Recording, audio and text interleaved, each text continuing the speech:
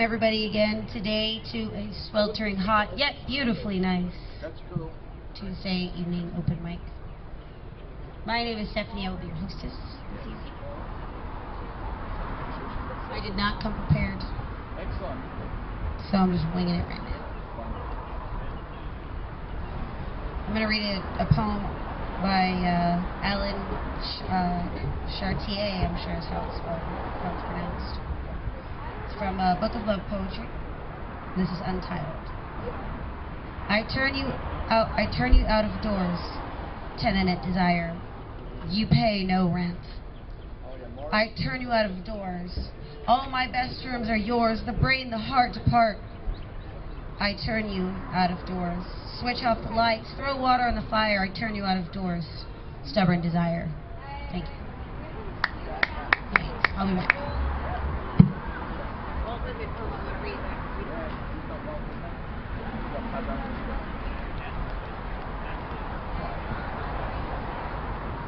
People say, who's your favorite poet?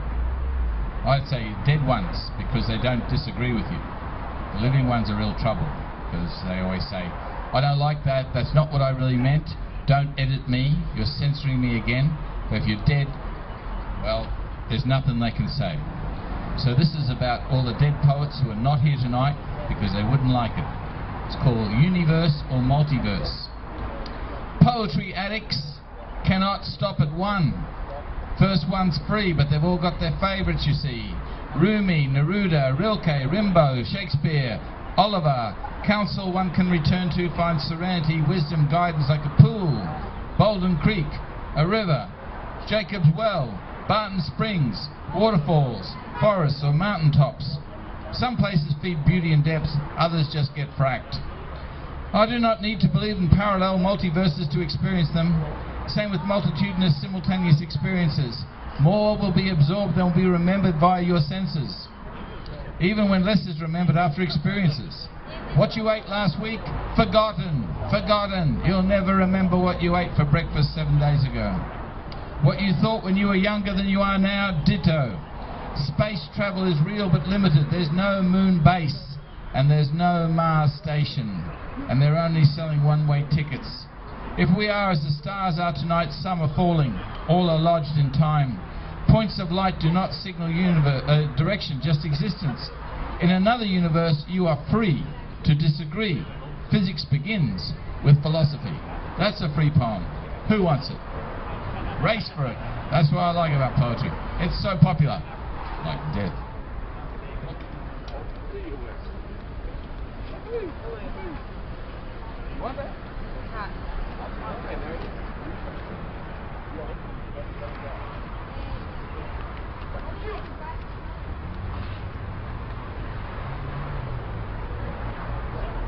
Thank you, Stephanie.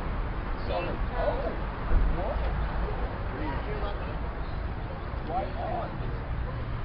This is a love sonnet from Pablo Ruta, who was one of the people I loved when I was growing up. He is dead. He is dead, but his words live. I think. I'll do the best I can to make his words live. Let's put it that way. I'm going to go, if I have do I have a little block? I'm going to try to do 17 lines. Doesn't take that long. What, 17 lines? So I'll try to do the 14 lines. I'll try to do the Spanish and the English. Please forgive me if I butcher the Spanish. No te amo como si fueras rosa del sal, topacio o flecha de claveles que propaganda el fuego. Te amo como se aman ciertas cosas oscuras, secretamente entre la sombra y el alma. Te amo como la planta que no florece y lleva dentro de sí escondida la luz de aquellas flores. Y gracias a tu amor vive oscuro en mi cuerpo el prendado aroma que asciende desciendo de la tierra. Te amo sin saber cómo ni cuándo ni de dónde. Te amo declaramente sin problemas ni orgullo. Así te amo porque no sé amar de otra manera, sino así de este modo en que no soy ni eres. Tan cerca que tu mano sobre mi pecho es mía, tan cerca que se cierran tus ojos con mi sueño. I do not love you as if you were salt rose or topaz, or the arrow of carnations the fire shoots off. I love you as certain dark things are to be loved, in secret, between the shadow and the soul. I love you as the plant that never blooms, but carries in itself the light of hidden flowers. Thanks to your love, a certain solid fragrance, risen from the earth, lives darkly in my body. I love you without knowing how, or when, or from where. I love you straightforwardly, without complexities or pride. So I love you because I know no other way than this, where I does not exist, nor you. So close that your hand on my chest is my hand. So close that your eyes close as I fall asleep. Thank you.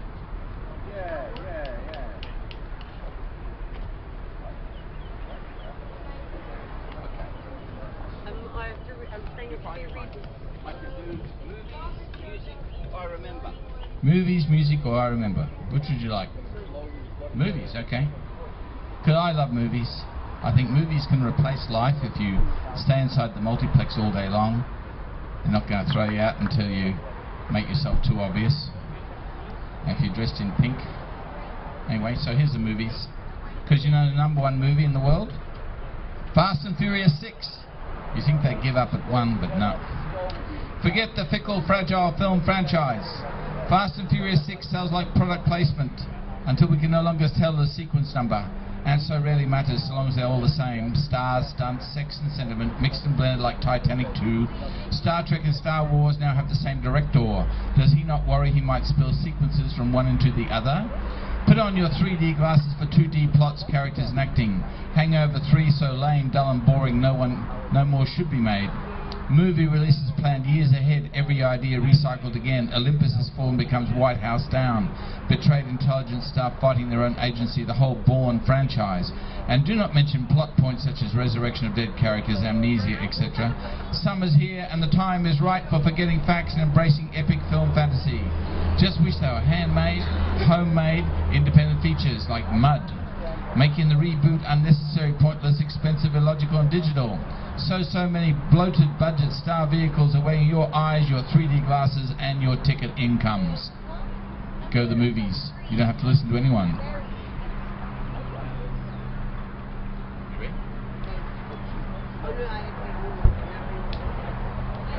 Hey, coach! Baby! What all this? You can test this poem. He's going to be here very soon. He comes later after work. And he's a really good guy. It's called Bogdan is Polish. Do you know Bogdan? He's performed at Full English. Okay.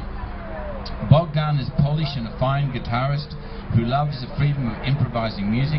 He appears Tuesdays after work at Ruta, Sundays at Kick Butt, and sometimes Saturdays at Full English. He does different licks for different kicks, but sometimes repeats. This is when we laugh, oh Heraclitus, oh Stephen Hawking. Especially when the composer of Chanteuse asks him to accompany her as she sings Beatles songs from her iPad.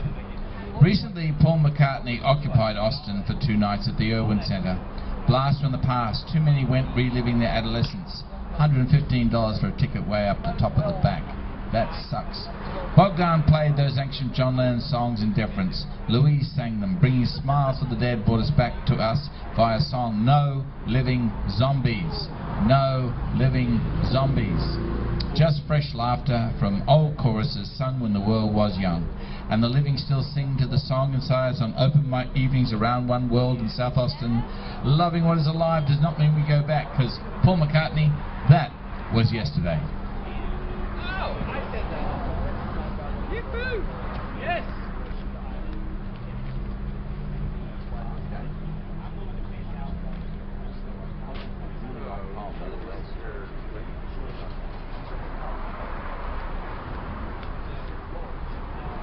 Ed Koch, the people you trained were fantastic on Sunday night. Your interjections were world standard. I knew from the bellicose voice bellowing down the back, I thought, Ed's in town. It's really, really good. So I got this book by Joe Brainiad. It's called I Remember. Does anyone remember Nostalgia? Oh, it used to be good. So what I'm going to do, because there's so few of us and how precious we are, I'm going to read from it until you say I can't take it anymore, and then I'll give it to you. That way, one of you will be shamed into actually sharing something. Here we go. And it's a big book. So here we go. People will come. I remember the first time I got a letter that said after 5 days return to on the envelope, and I thought that after I had kept the letter for 5 days I was supposed to return to the sender. I remember the kick I used to get going through my parents' drawers looking for rubbers. I remember when polio was the worst thing in the world. I remember pink dress shirts and bowler ties. I remember when a kid told me they were sour, clover-like leaves we used to eat with little yellow flowers. Tasted so sour because dogs peed on them. I remember that didn't stop me from eating them. I remember the first drawing I remember doing. It was of a bride with a very long train. I remember my first cigarette. It was a Kent up on a hill in Tulsa, Oklahoma with Ron Padgett. I remember my first erection. I thought I had some terrible disease or something. I remember the only time I ever saw my mother cry. I was eating apricot pie. I remember how much I cried seeing South Pacific, the movie, 3 times. I remember how good a glass of water can taste after a dish of ice cream. I remember when I got a 5-year pin for not missing a single morning of Sunday school for 5 years, Methodist. I remember... I can't take it, can you?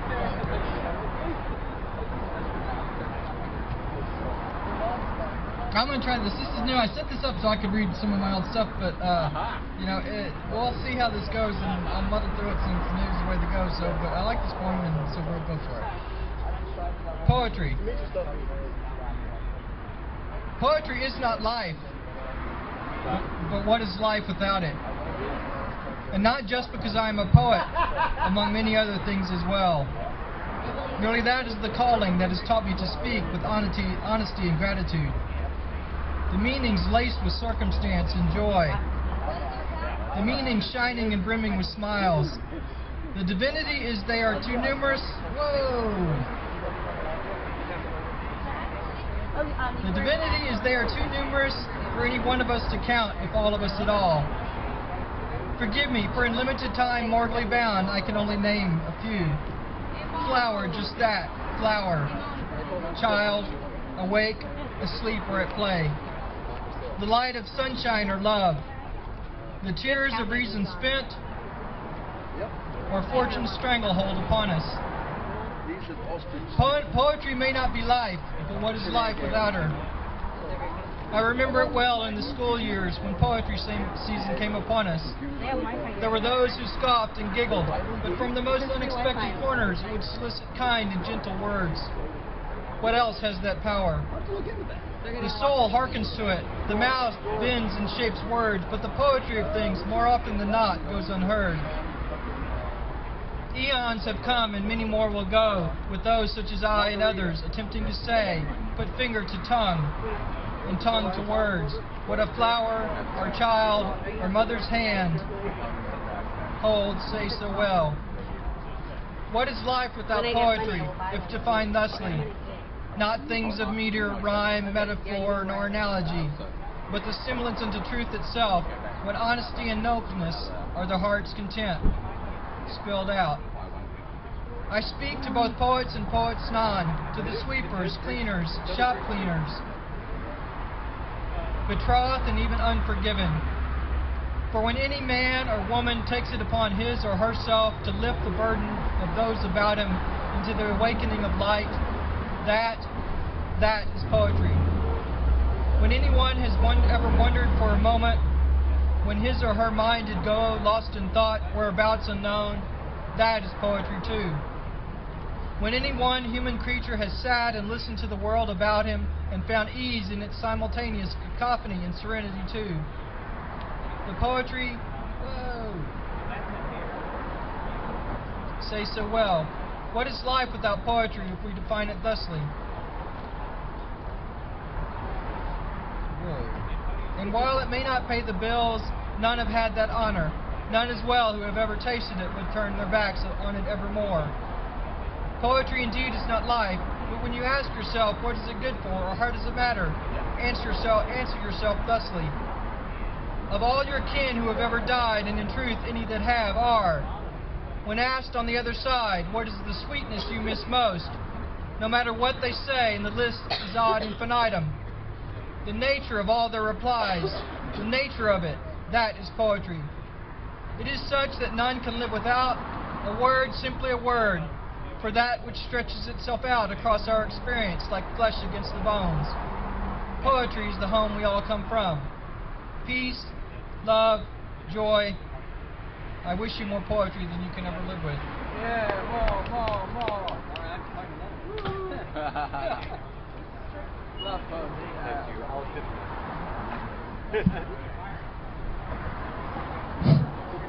I don't know what happened to my mic stand. I'm going to find it. Okay, this is another poem from a book of love poetry. I think I'd memorized the title at some point, right? This is by Walt Whitman and it's untitled.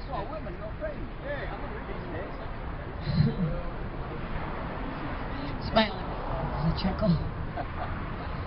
From pent-up, aching rivers, from that of myself, without which I were nothing, from what I am determined to make illustrious, even if I stand sole among men.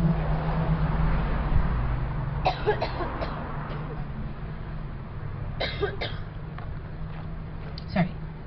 From my own voice resonant, singing the phallus, singing the song of procreation, singing the need of suburb children, and therein suburb-grown people, singing the muscular urge and the blending, singing the bedfellow's song. Oh, resistless yearning, oh, from any and each, the body correlative attracting. Oh, for you, whoever you are, your correlative body.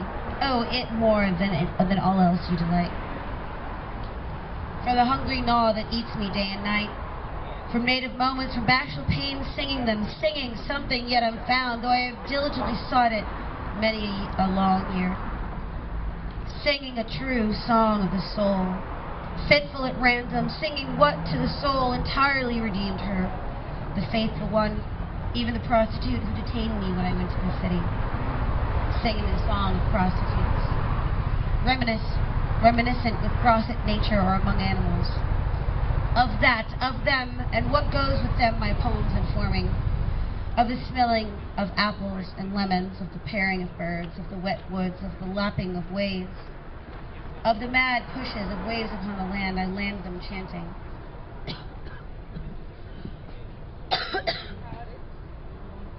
The overture lightly sounding, the strain anticipating, the welcome nearness, the sight of the perfect body, the swimmer swimming naked in the bath, or motionless, on his back lying and floating.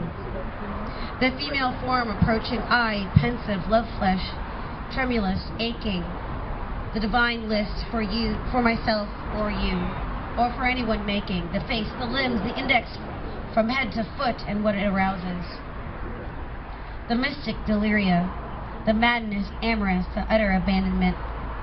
Hark, close and still, what I now whisper to you. I love you. Oh, you entirely possess me. Oh, I wish that you and I escape from the rest and go utterly off. Oh, free and lawless, 2 hawks in the air, 2 fishes swimming in the sea, not more lawless than we.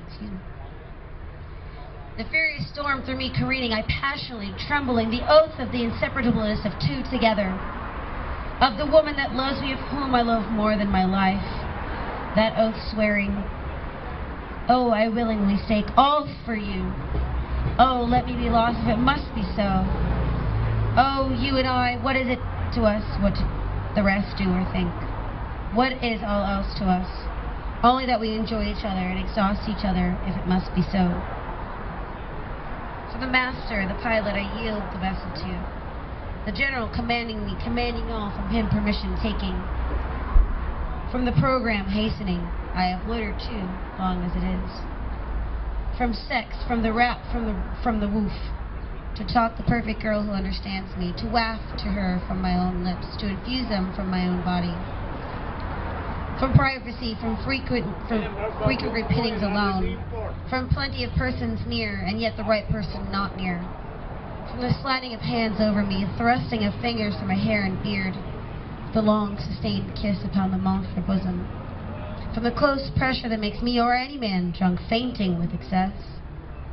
From what the divine husband knows, from the work of fatherhood, from exhalation, victory and relief, from the bedfellow's embrace in the night, from the act poems of eyes, hands, lips, and bosoms, from the clang of the trembling arm, from the bending curve and the clinch, from side by side the filial coverlid off throwing, from one so unwilling to have me leave, and me just as unwilling to leave. Yet a moment, O tender waiter, and I return.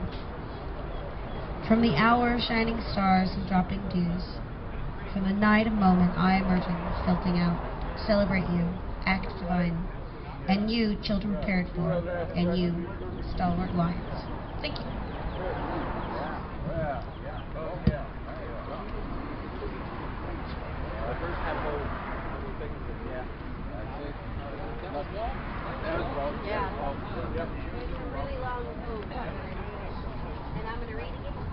Movies or food? Which would you like to hear about? Food? Okay. Oh, movies, okay. The number 2 movie is called Now You See Me, and I was at a preview last week, before it was released, with something like, what's interesting is this, they give you tickets, but they say there's no guarantee. It's a bit like heaven. There's no guarantee that you will be allowed to get into the movie, but you can line up. So I come along to the Tinseltown 12, and there's a line of all these people, and they're very funny. They've all got these little things in their hand, and they're all texting and emailing and consulting their mirror, and it's just amazing to watch them, because you know and I know it's a bit like the 407 years and 44,000 will be saved. There's a definite limit to everything, like breath. And some of those people I'm looking at are not going to get in, but I will. I've got the ticket, and I'm there early, which is the only answer to slackers. Get there early, because that won't. Or before time, because those that get there on time, some of them didn't get in. Remember, a few days ago, an APD officer was sacked because he shook down the same cinema, saying that police get free tickets. Police don't get free tickets. They get free loss of job for shaking people down, which is really good. So you can shoot black people, but if you shake down a movie ticket, you get sacked. That's what I like about Austin. It's a surreal place. And that has nothing to do with this. The movie was about magical manipulation of reality. It's called Now You See Me. And if you want to waste 2 hours of your life, I'd say it's a really good thing to do. Get along and see Now You See Me, because they have all these actors pretending to be talented, and Michael Caine's there. I love him from The Dark Knight, and from The Ipcress File, Funeral in Berlin, Dark Knight, Dark Knight, Dark Knight, and Dark Knight. Yeah, that's right. That was good too, with Sean Connery, Man Who Would Be King. That was good. And I love his little Cockney accent he got from Alfie. All you mean, woman? Take it off now. You know, that sort of stuff. So he's there, and his job is to be robbed, right? He's a banker, and he gets robbed. The black guy, whose name Morgan Freeman, who's in The Dark Knight, Christopher Nolan. His job is to debunk the magic, to show I know how that trick's done. Let me tell you how this trick's done. But I'm not spoiling anything, because there's a multiple series of plots, so you can see the film. And Thom didn't tell me about that. So it's called Four Loko. That's a great poem. Yeah, I haven't started yet. It was just the introduction.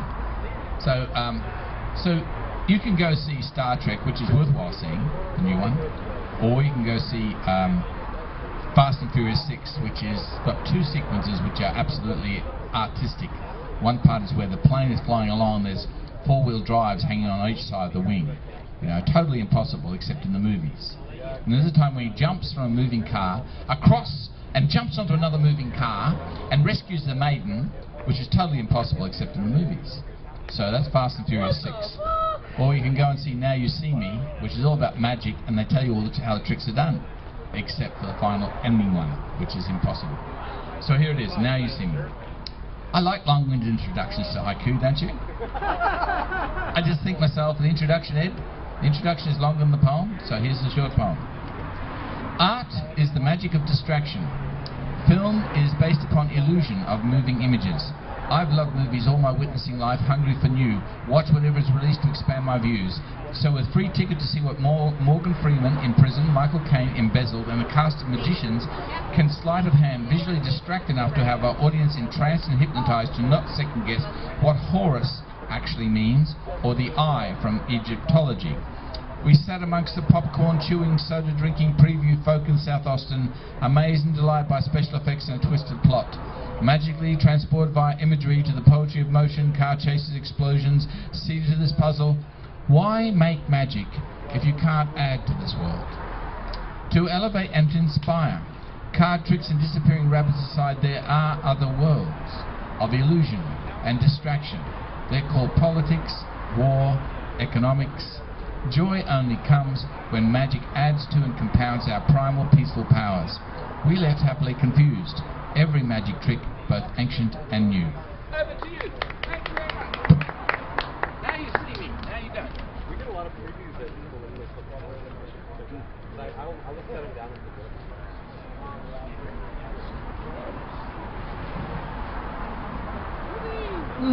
That bullshit. Two things. I think they kind of relate, so I'll start with first. The second one first. You were talking about in your poem, like politicians, all magic and stuff like that. Do you know one of the main magicians in that whole world are the journalists? The illusionists in this world that we have created with all the magic that is included in those things you listed. So if you think, like, was it David Copperfield, for example? David Copperfield would be a journalist in the society. They're the ones that hand out the little ideas and spit them out at you. And the other thing was I very rarely watch the news for that reason, because I'm tired of yellow journalism and I'm tired of sensationalism. I feel like we're in the 1920s again and I'm tough of that. But I happened to have the news on today because I had to check the time. And I saw that boy that was shot. Yeah, very well, man. He was a young kid. About 18 years old, maybe. Well, he had to have been 18 because his face was on TV.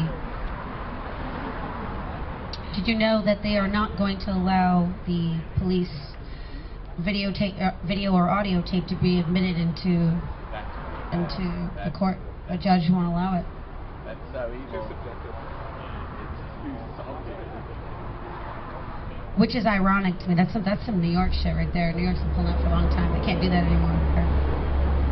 And I was sad for the little boy's family, you know, because those kids didn't do anything. They were like, we thought they were what?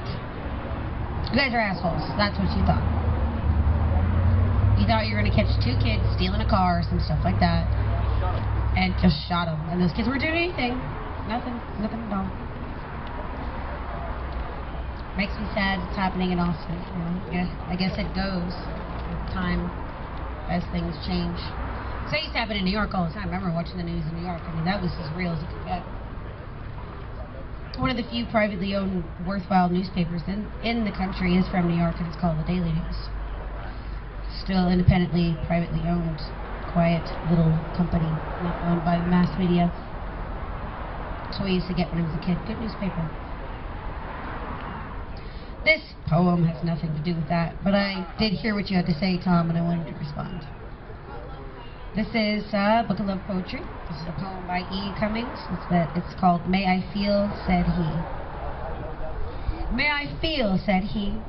I'll squeal, should see, said Julien. It's a tongue twister. Ooh. I'll get it slow on this one. May I feel, said he. I'll squeal, said she. Just once, said he. It's fun, said she. May I touch, said he. How much, said she. A lot, said he. Why not, said she. Let's go, said he. Not far, said she. What's too far, said he. Where you are, said she. May I stay, said he. Which way, said she. Like this, said he. If you kiss, said she. May I move, said he. It is love, said she. If you're willing, said he. But you're killing, said she. But it's life, said he.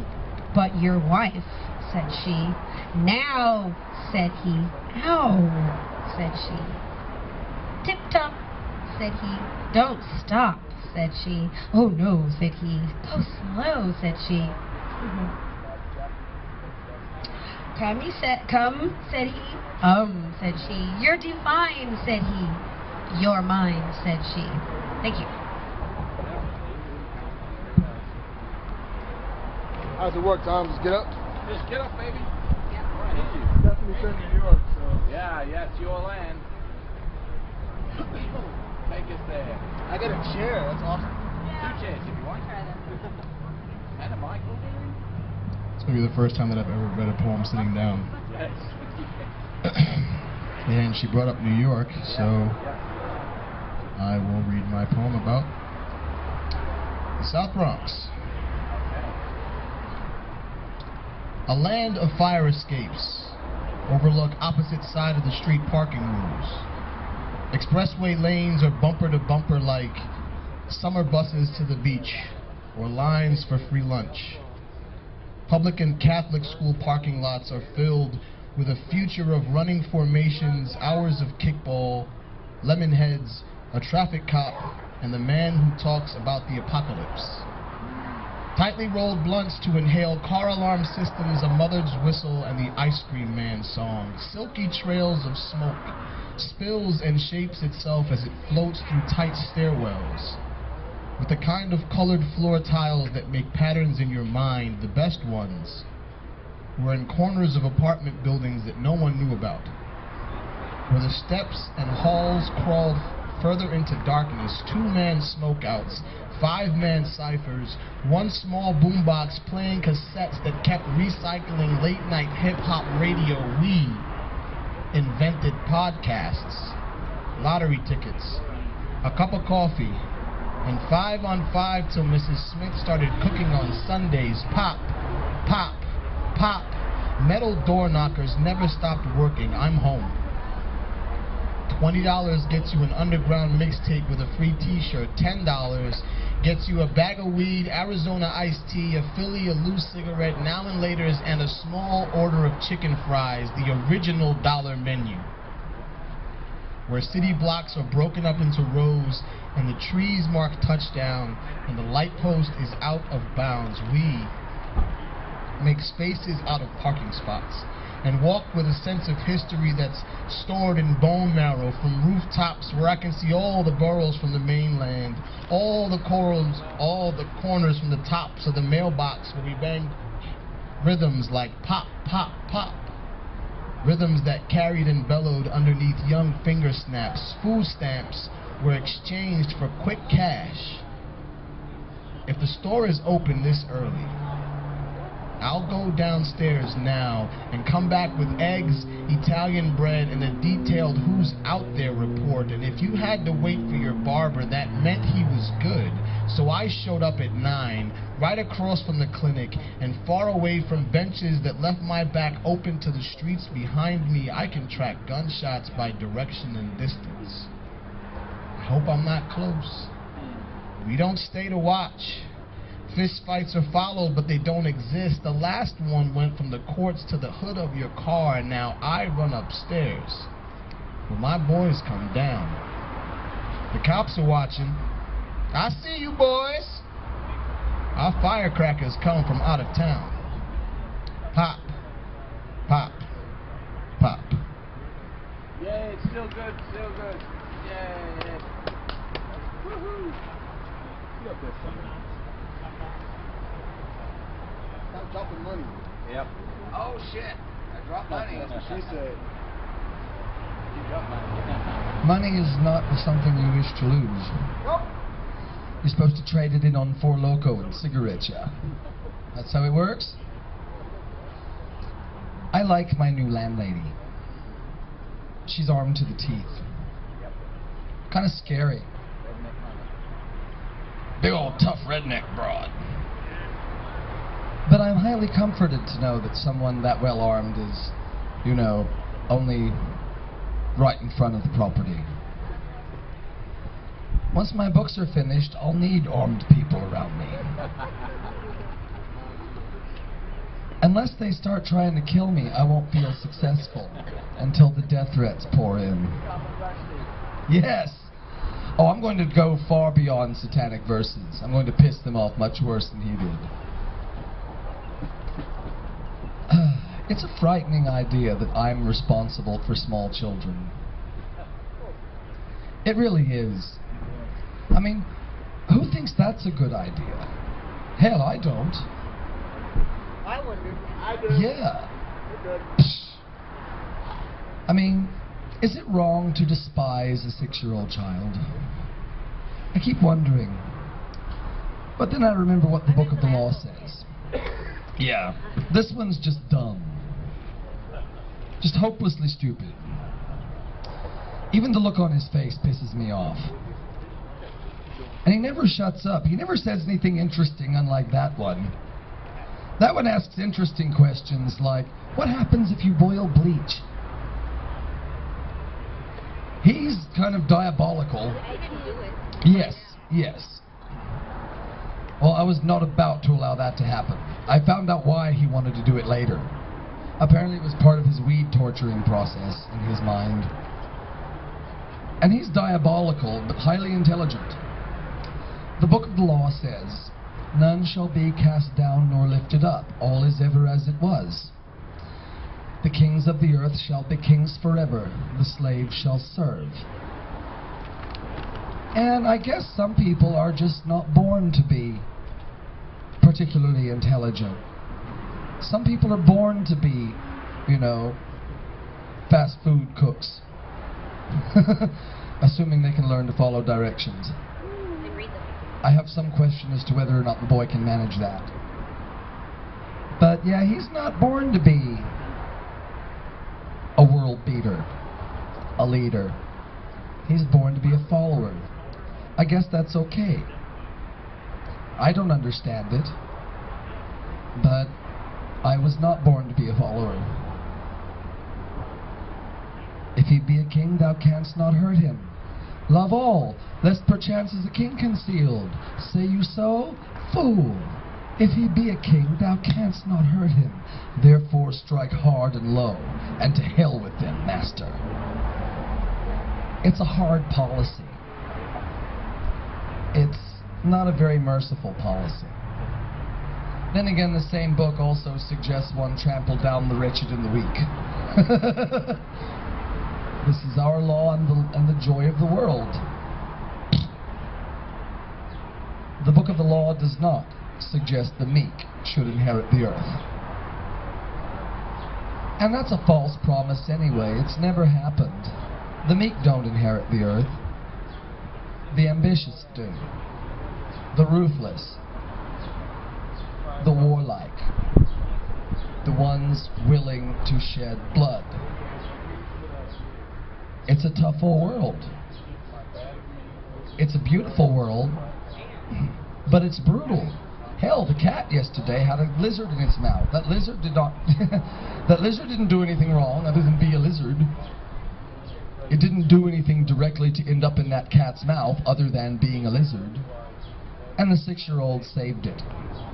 The lizard escaped its theoretically ugly fate. The one useful thing he did. He also found my earplugs, which was remarkably useful in circumstances with small children. Earplugs are the saving grace of my life at this point in time.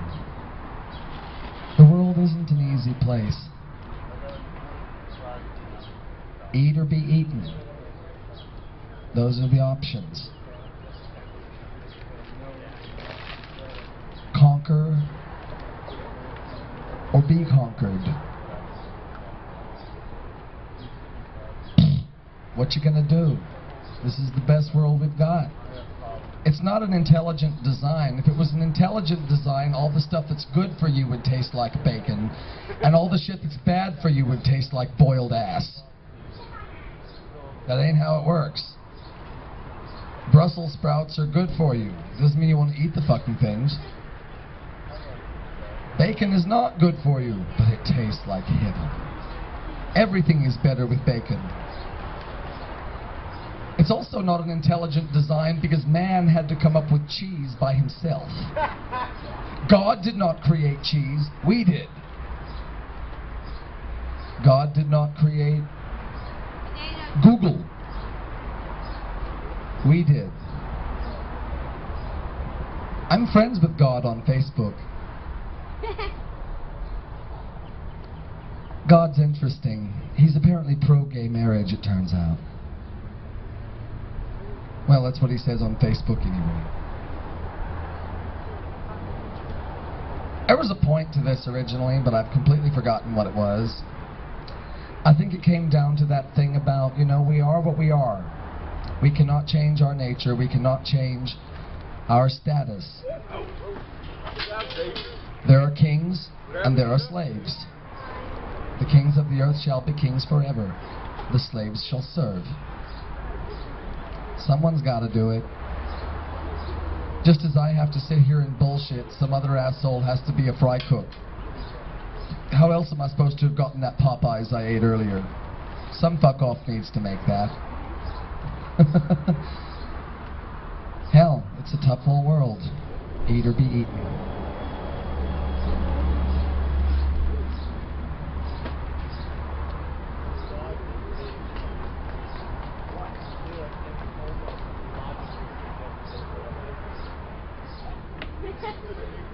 How do you follow that?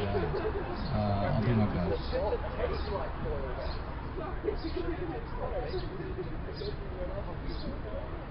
What if it were all to go away? The lights, the camera, the action, the sound, the trees, the tables, the bench, the feet, the hands, the sunlight. Would you still know yourself? Would you allow yourself to fall away like leaves from a tree? That space in the middle that forgets is shared by each of us. It is what hears, it is what stands for something. Does one take up arms, as someone else has said, against it?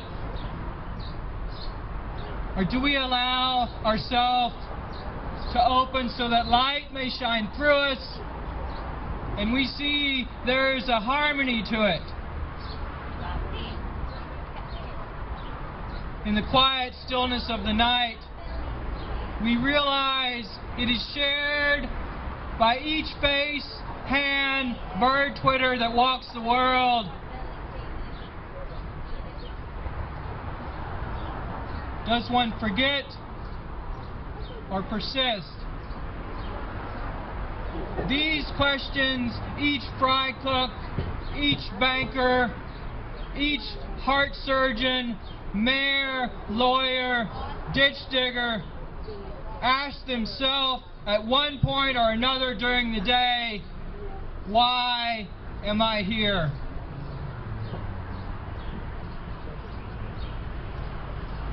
Might it be that we are accompanied by quiet, and on a night such as this, when the ears of listeners tune themselves to sweet sounds, it means something and points us in a direction of peace and calm and sweet kindness. Thank you.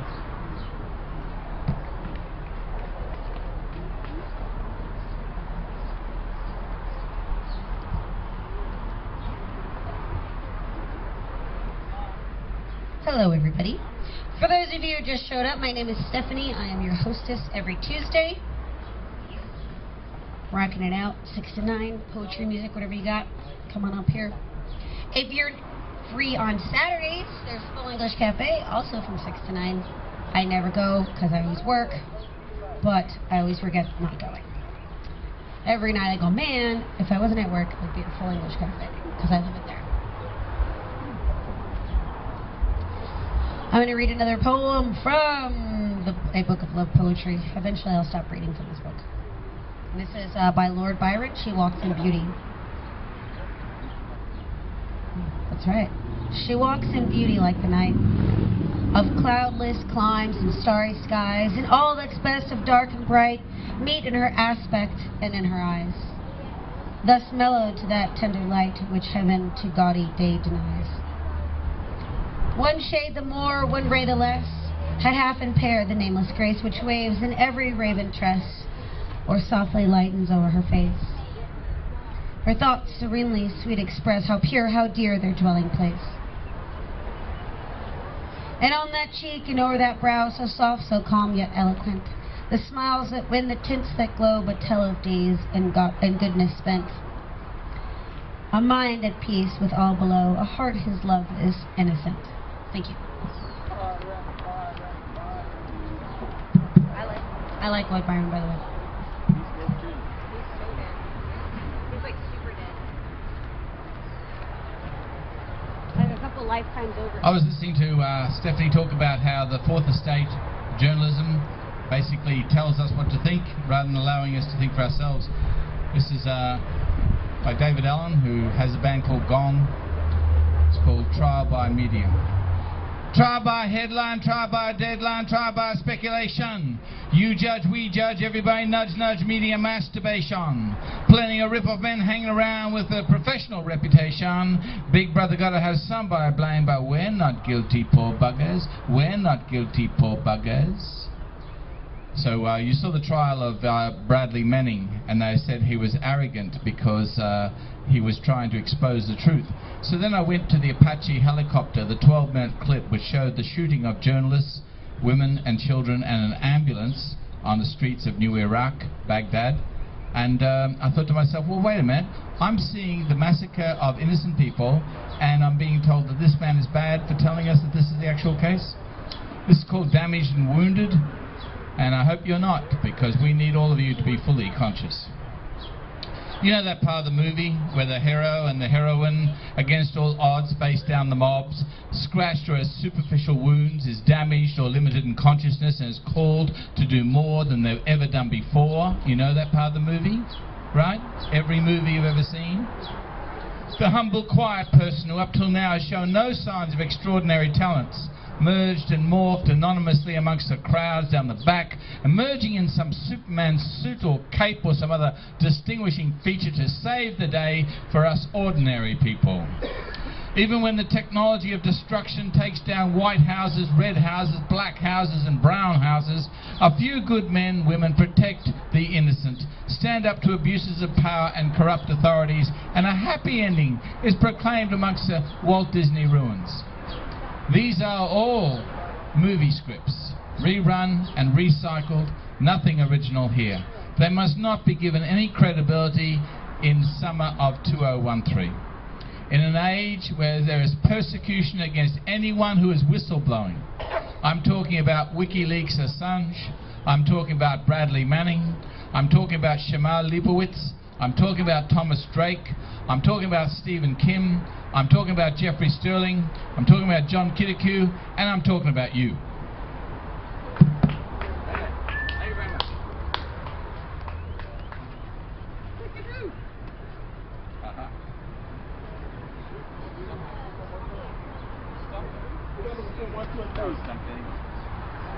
Pick a number between 1, 2, and 3. Yes. Oh. Good man, Ed. All right.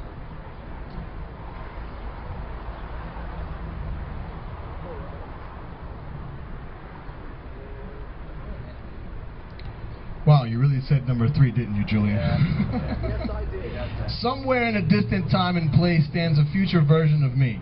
I can tell you what he looks like. But my grandfather never played the violin, and my wisdom isn't 6 feet tall.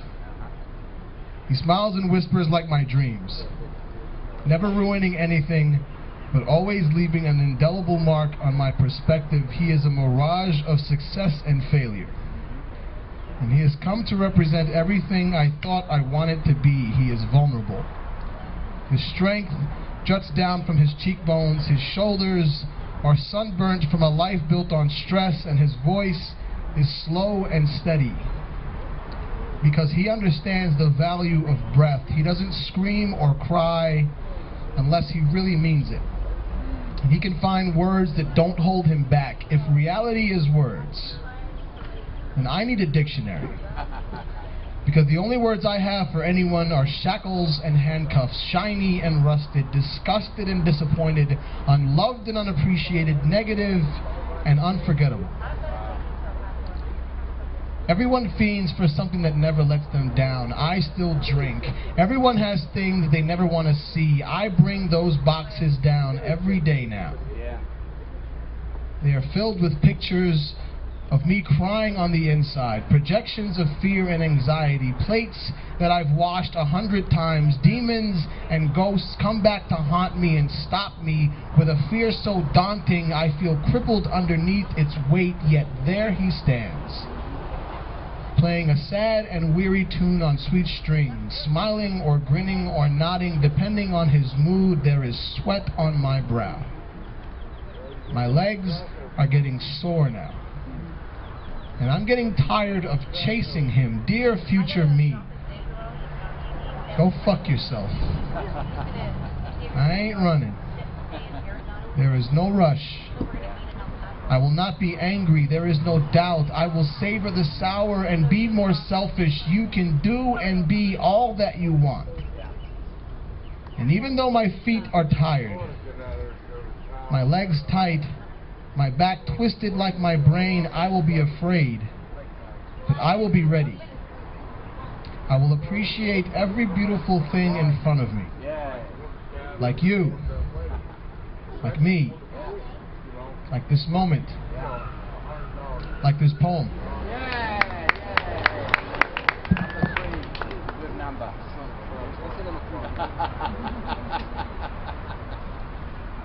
I always have to say number 3.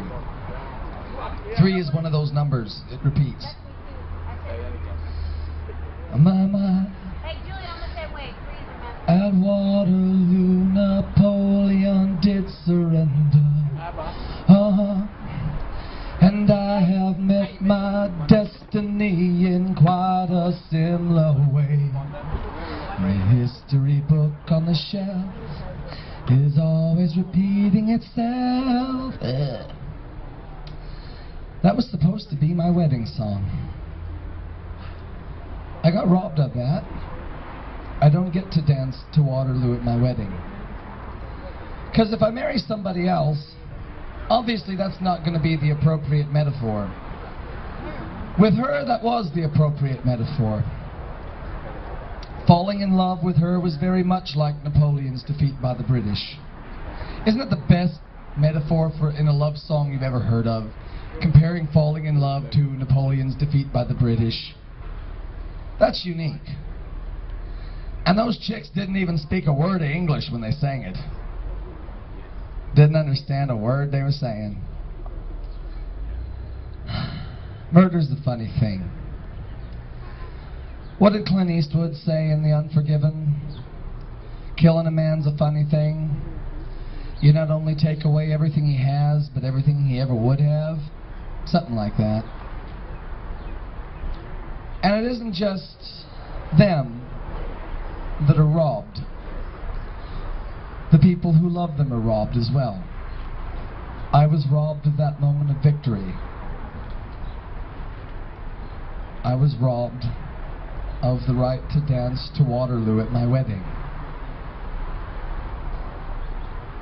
I mean, if I marry somebody else, unfortunately the perfect woman is fictional.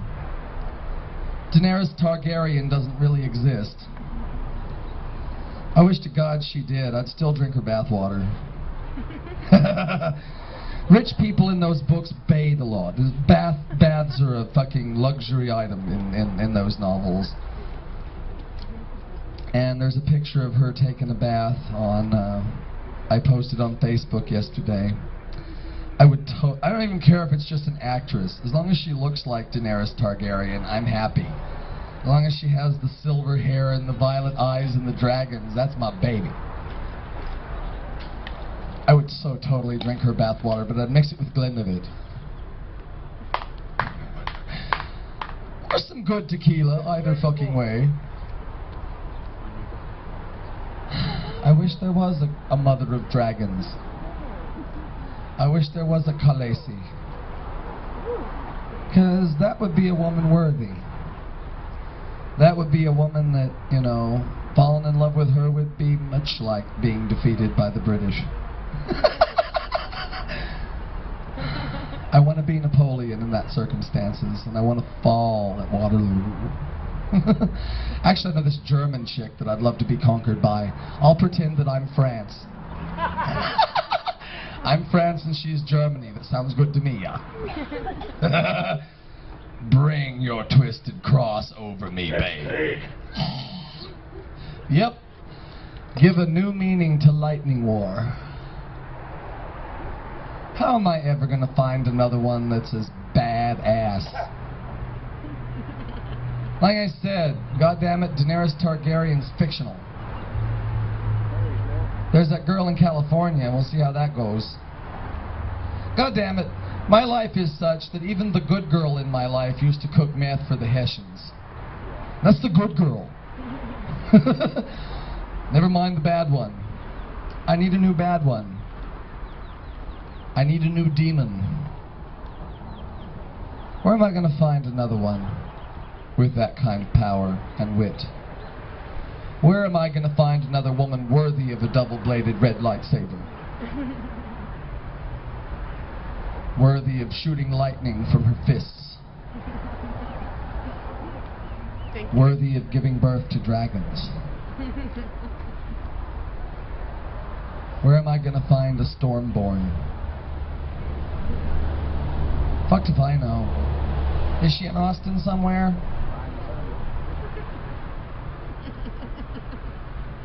I'm not bad, I'm good.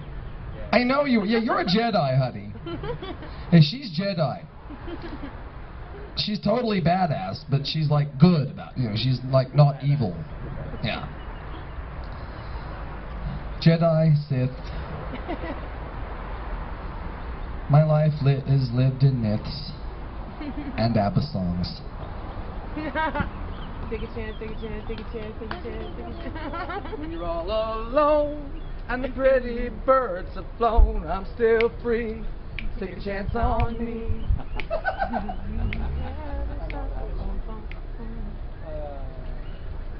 Take a chance, take a chance, take a chance, take a chance. Take a chance on me. I have two new poems. One's really short. I'm going to read this one. I started it yesterday and I finished it today.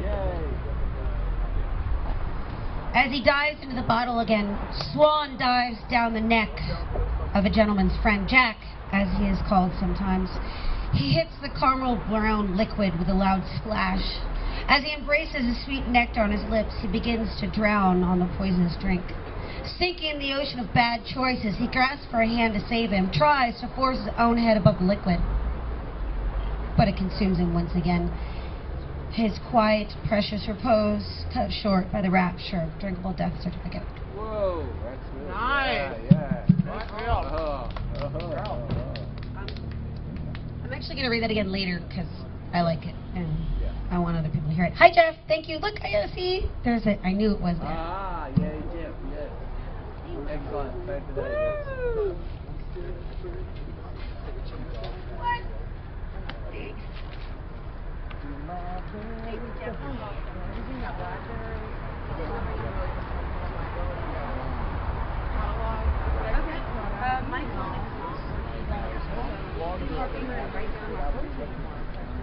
Because I can't get a period. I can't even get a home. And then I can have to start cutting. I actually Yeah, but still. Paper.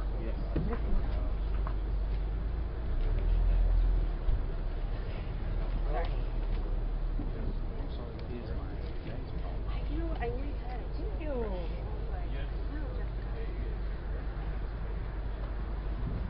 Yay, now we have the stamp. Makes me so happy.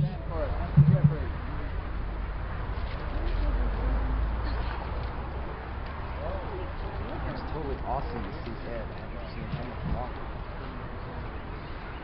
ABBA was first discovered in Australia. Really? There was a program called ABC Countdown, which is nationwide ABC, which is the Australian version of the BBC. Australian Broadcasting Corporation, that's right, you got it. Anyway, they had the first clips, which were new then, in the 70s, of ABBA. And they got ABBA to come out to Australia, and I saw them. I was in a tree, I wouldn't pay. I was in a tree overlooking the Maya Music Bowl, watching ABBA, because it was the #1 thing in Australia. Everyone loved ABBA. And if you watch any Australian movie, like Muriel's Wedding, they use ABBA for the fucking soundtrack. Because, I don't know why, but they just got this addiction to ABBA. Well, I don't blame them, so do I. Well, and then the rest of the world caught on, because the rest of the world is sort of 16 hours behind Australia, generally speaking, Right. psychologically speaking. Yeah, well, it's great for kids, because you can just hum along. Waterloo, Waterloo, Waterloo, you know, blah, blah, blah. But this Sunday, there's a new venue. It's called the Counterculture Cafe, and it's on Cesar Chavez, 7 o'clock. Ajari is the host, yeah, and so 4 venues on Sunday. 3 o'clock there's Hot Mamas at 6 and Pedernales. At 4 o'clock there's Austin Rise Roulette, which is based on Father's Day, okay. Then at 7 o'clock there's both not Hot Mamas, it's called Kick Butt, and there's also Counterculture Cafe. So 4 venues on Sunday. And Saturday night is, of course, Full English Cafe. And this has absolutely nothing to do with it. My poem today was, my father's a wild man, and when he died, he bequeathed his body to the university. And my family got me to come back home to accept the thank yous, blah, blah, blah, for him putting his body on the line, which is what you can do before you die. You can put your body on the line. Yeah. So this is what everyone does at open mic. You just put your body on the line. So Sunday is the Father's Day reading at the Austin Rise Roulette. So today I fell in love. This is a South Austin poem, so people who are not from South Austin may not understand the words, but I'll use them slowly. I fell in love with a field. Near where we live in South Austin, there's a railway line where coal trains and Amtrak and our local fraud of a light rail clatter past. Next to the line, there's a vacant field where recent storms have raised a concupiscence of assorted weeds and wildflowers. I was driving past, attempting to ignore its miraculous existence. It shook its powers in the light wind of the beginning of summer, ruffling Van Gogh. Rough, raw, rugged, I pulled over. Towers of bright diversity stood up to my hips' heights. I grabbed a variety, thinking to take this tangled harvest home. Each resisted like demonstrators, not wishing uprootment. I was invading Syria. Refugees held in my holding hands a bouquet of dissidents. I dragged them off for vase internment. They could display their charms in an environment foreign to their field. Well, I watered them, and I fed them, and still they died in captivity. Some people just can't take freedom. Beautiful.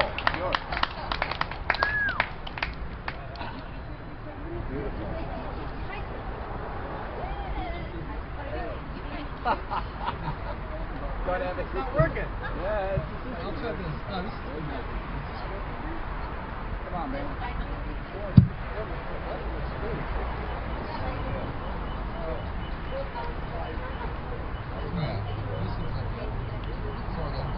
I have a short one. They're short, medium, and long, and that's according to the quality as well. The short one's not as good as the medium, and the long one's the best, but it's the longest. So, I guess since nobody's voting, I'll go for the medium one. Short? You want the short one? Yeah, okay, we'll do the short one. I think it has poison in it. Yeah, there's a guy called Amiri Baraka. There's a poet called Baraka that he's really neat. He had sort of an offbeat tribal flair. I read him about 15, 20 years ago and got into it, so I could write something of a similar tribal nature. This is called Hey You, Stand Back From My Carcass. Hey you, stand back from my carcass. That's my body dead there. If anyone will feast on me, it'll be me. Stand back from my body. The pumpkins grow fine with me as fertilizer. Beans are sending their fingers through my carcass. No, no, don't laugh, but puff out like a salmon spitting out water. My body's in the water. Stand back from my body. Only I drink there. You sip at my body after me. Today, not too long for my body. My body's not enough to last all of us a day. This body carcass water's deep. Mud, mud, mud at the bottom. The body's not ransom, but catfish wallow in it. And if you stick your tongue down deep in my carcass body water, be careful, or the turtle who speaks in long words will bite it off. That carcass of mine is not going anywhere. Too much water, too much dirt. That carcass of mine, let's leave it and go for a walk holding hands.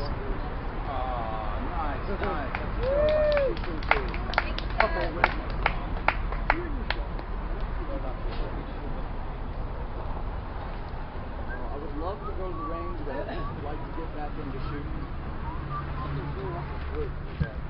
I have no. I don't.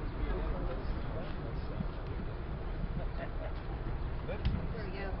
She's got some serious stuff. Oh my God. You're like a genius. The microphone stumbles me every time. But a well-armed neighbor. Woohoo! Thank you. You're awesome. You're hired. Have a new roadie. Or you could train the child. Hello, everybody. Thanks once again for coming out to the Tuesday Ruta Cafe Express open mic. My name is Stephanie. I'm your hostess. We're here every Tuesday from 6 to 9. Please feel free to get up. Comedy, music, poetry, whatever you got, bring it on. It's round robin, so there's no sign-up list. Just get up as you will.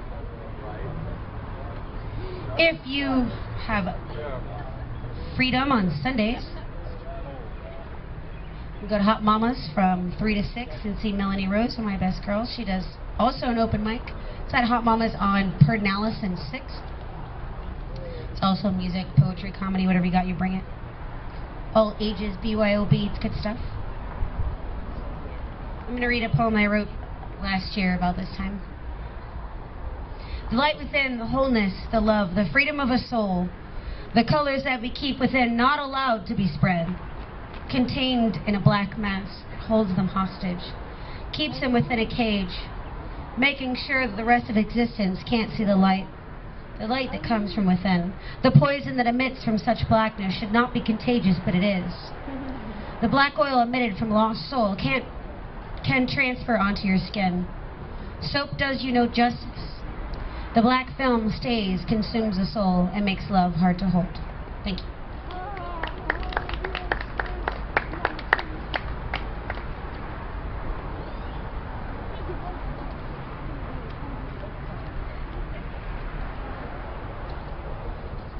Do you want lawnmowers, or Who Will You Believe, or street archaeological iconography? Lawnmower.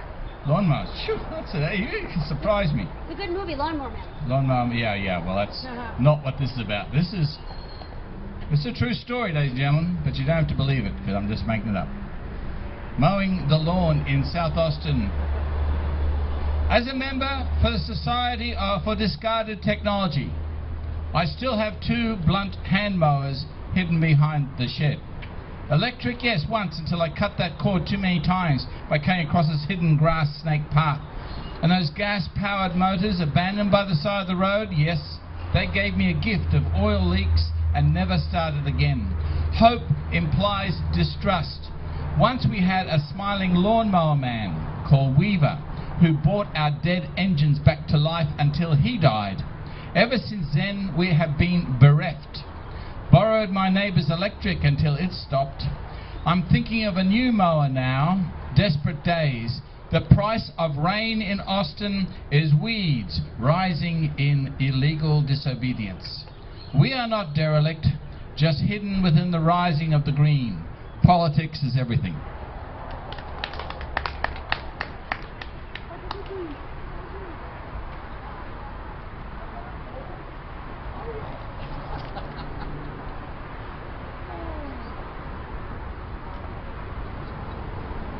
There is something between my lips and this mic and those speakers and your ears. There is something which shines on our fingers.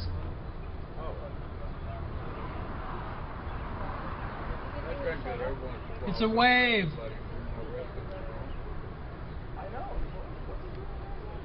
At night, I slide back into the ocean, and my body goes away. But to be here, into this mic, into those speakers, into your ears, By downtown, I guess. it swims upstream. It swims upstream, and there does it lay its eggs to hatch new fish. Perhaps some semblance of meaning, some bit of choice will say, I accept the silty seabed where the eggs are laid.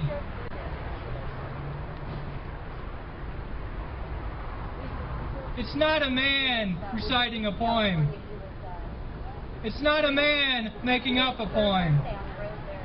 It's a Tuesday night at Ruta in Austin, Texas, in the United States of America, and it's a moment happening everywhere, every time.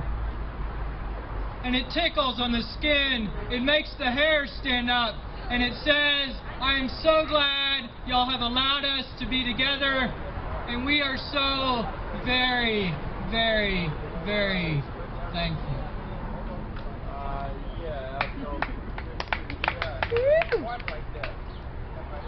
Beautiful.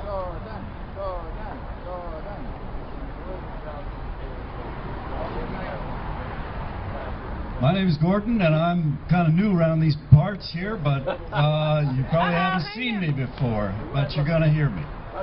Oh, how many of you went to Eeyore's birthday party, or have been the last 45 years, or whatever it's been, since 1963? Okay. Here's a poem about Eeyore's birthday. Twirling round the maypole, giggling with glee, children all in rainbow hues, such a delight to see. Costumed fantasies on display, whatever you'd envision. Comic book characters come alive, laughable apparitions.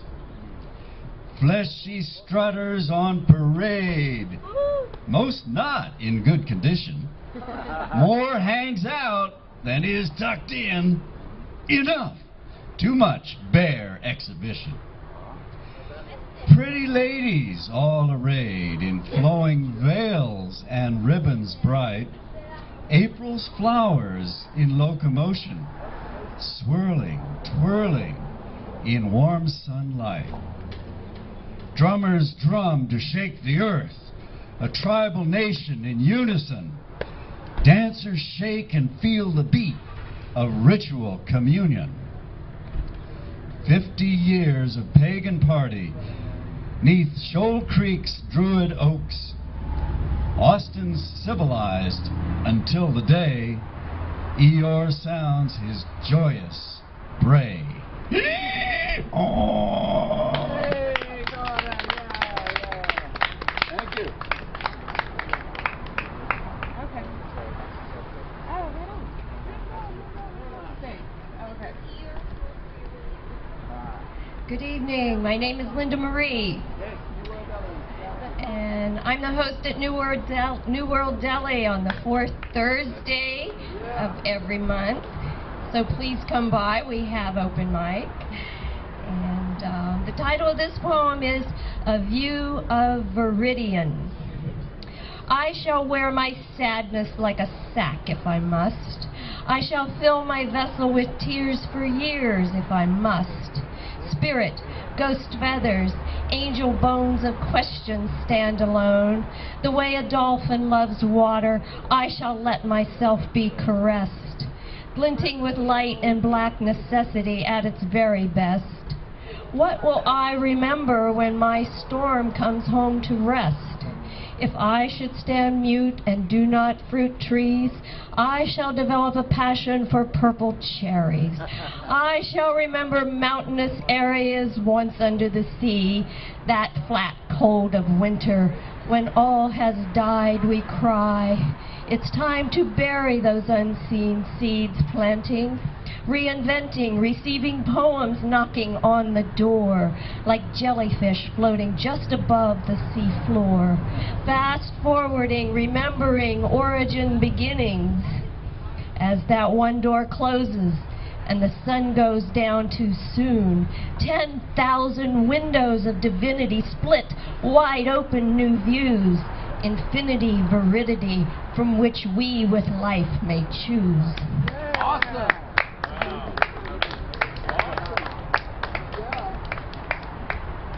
Gemini season, birthday season, so I was just given the Hierophant by Linda and Gordon, which is a really good, beautiful thing to adhere to.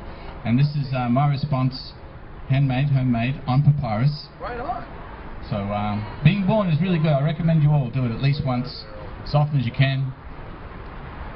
So this is my response called Spells, Incantations, Chants, Affirmations, and Goodwill. You are connected at all times to everyone and everything. Mystery is a friend and a constant companion. You carry sunlight from Africa, Australia, Cornwall, and Texas. Everyone around you affirms you at all times. You are worthy of your dreams, your consciousness, your connecting, your breath, and your life. You have many original moments yet to experience. Your path is a life, a journey, a story, a myth, a legend. You alone can do the sharing of this tonight, yet you are never alone. Allow the seas and sand, rocks and waves of Cornwall to affirm you. Allow the bush of Africa and Australia to inform you. Allow the smiles and sunlight of South Austin to find you. Treasure these memories as food to digest in tumultuous times. You are of light, with rainbows after storms. You are of warmth, with red heat heartbeat to warm. You are of life itself, with bright spirits accompanying you. Plug in, shine. This will always be your time.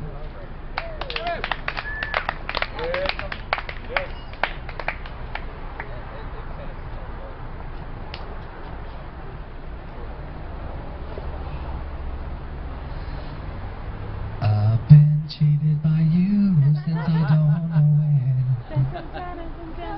So I made up my mind it must come to an end. Look at me now, will I ever learn? I don't know how, but I suddenly lose control. There's a fire within my soul. Just one look and I can hear a bell ring. One more look and I forget everything. Oh, Mamma Mia, here I go again. My mind, how can I resist you? Mamma Mia, does it show again? My mind, just how much I missed you. Yes, I've been broken hearted, blue since the day we parted. Why did I ever let you go? Mamma Mia, here I go again. How can I resist you? That really is the soundtrack of my old relationship. I wrote other songs that were meaner, more directed, and we had many a disagreement. But whenever we were fighting, I felt desolate. Until she pretended to apologize, and then I was an idiot and I fell for it like Charlie Brown with the football. Every time. She was just like Lucy, holding that football. What's kind of football shaped? Yeah, it's kind of football shaped. Sorta. You know, ovular as it were. She kept holding out that football. I kept hoping to God I'd kick that bitch. And every time I lost my shirt. I understand. When I was a kid, I always wondered, why did Charlie Brown always fall for this shit? Now I understand. That look in her eyes, that promise in her eyes, makes you believe, oh, we'll get to kick that fucking football this time. And you just run up on it, and that bitch pulls it away at the last minute. And you land on your back and lose your shirt.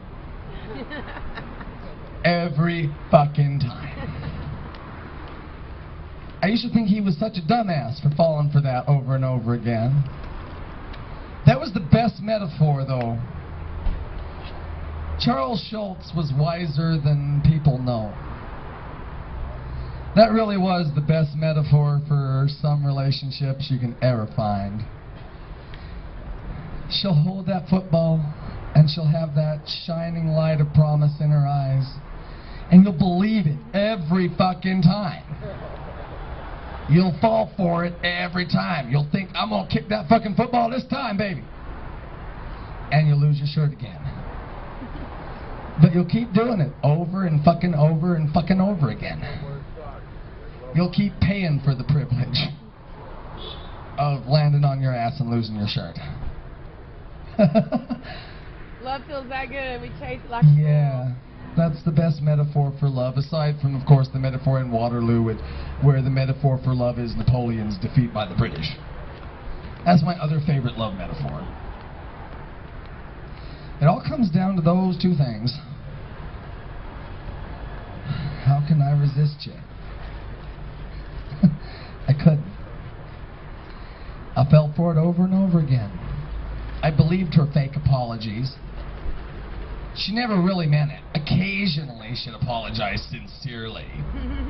Well, she really fucked it. Yeah, it was rare she'd admit that, though.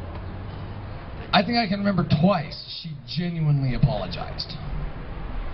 And then there was that time on Facebook I called her a fucking demon, demented nightmare, and a twisted harpy, and she replied with, I know, love you. Twisted. Just like Lucy with the football. Survivor. And that tight little space was a bit football shaped, really. I mean, that's kind of how that, it is kind of, they are kind of football shaped. I like it. How am I ever going to replace that demon? That's my problem. With an angel. Oh no, she's got to be like a potential Sith Lord in training. What I deserve and what I need is a 21-year-old trophy wife who is just pure fucking evil. I'm probably sure I know one. That's what... Oh yeah, considering where you were, probably so. I'm sure I know one. You can probably bring me out a dozen of those. At least. Honey, bring them on. I want to kick that fucking football. Julien's back. Alright, guys. Ruta Maya Cafe Express will be closing in about 15-20 minutes. If you need coffee and or... Yeah, I know. Look, the sun's out. Yeah, so about 15-20 minutes. David's going to be shutting the doors, so if you're thirsty for coffee or turkey and brie, which is really good, or the Ruta Punch smoothie, which is even better, get one. Hurry. Run. Run fast. Well, if you guys are free on June 9th at Stomping Grounds, which is on Congress, there's Awesome Riders Roulette hosted by Teresa. She's pretty awesome. She's really pretty too. Go stop by there. It's not an open mic, but there's a lot of good poetry there. This Sunday, it's Superman in tribute to Father's Day. She also has themed poetry once a month, so if you would like to read at her venue, all you have to do is send her an email at awesomewritersroulette.com and submit your poetry, and she will approve you or not, and you can read as a feature. You just have to submit your poetry. Her name's Teresa, which is pretty awesome. Alrighty. I'm going to read a poem I wrote a while ago. I've read it a couple times, but I just lost it. Here we go. My head is in tangles. Up is down and down is left. In an attempt to correct the view, I've changed the lens. But it seems as though this lens is a bit spotted. I try to adjust the settings, but the new ones won't save. Like a broken record, it skips over and over, right back to where it started. It appears that the viewpoint has been smashed beyond recognition, broken to bits, torn to a minuscule amount of heartstrings, scattered around the ruins of a once whole being. No bandage will heal it, and no heart can replace it. I look about myself and see how the itty-bitty pieces of me are slowly being thrown upon the ground.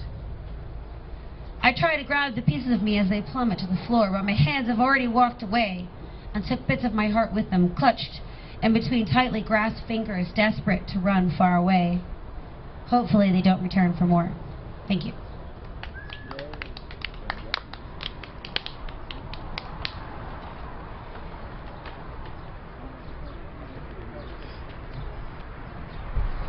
Love poem to Walmart. I buy my gas from Walmart. It is the cheapest in town. I have a bicycle but see too many skeletons around of white bicycles knocked to the ground. Capital Metro never gets me to where I really need to be. How I wish it were good for more than just sharing poetry. So the only alternative left for me is car, small, Japanese, yet still requiring fossil fuels to burn into CO2. You say, boycott Walmart today. They treat workers badly. Sadly, this truth means I do not buy as much from them as I do with local shopping corporations. Light Brigade Occupy bravely stand outside with signs saying, Walmart's many defects. I am inside shopping as they do this. Contradictions are everywhere. Slavery burned the lives of Bangladesh and Pakistani garment workers. Most of what we can afford is always made in China. Third world needs work in a world of competition. How much can be changed by simply signing a poetry petition? What? What? What?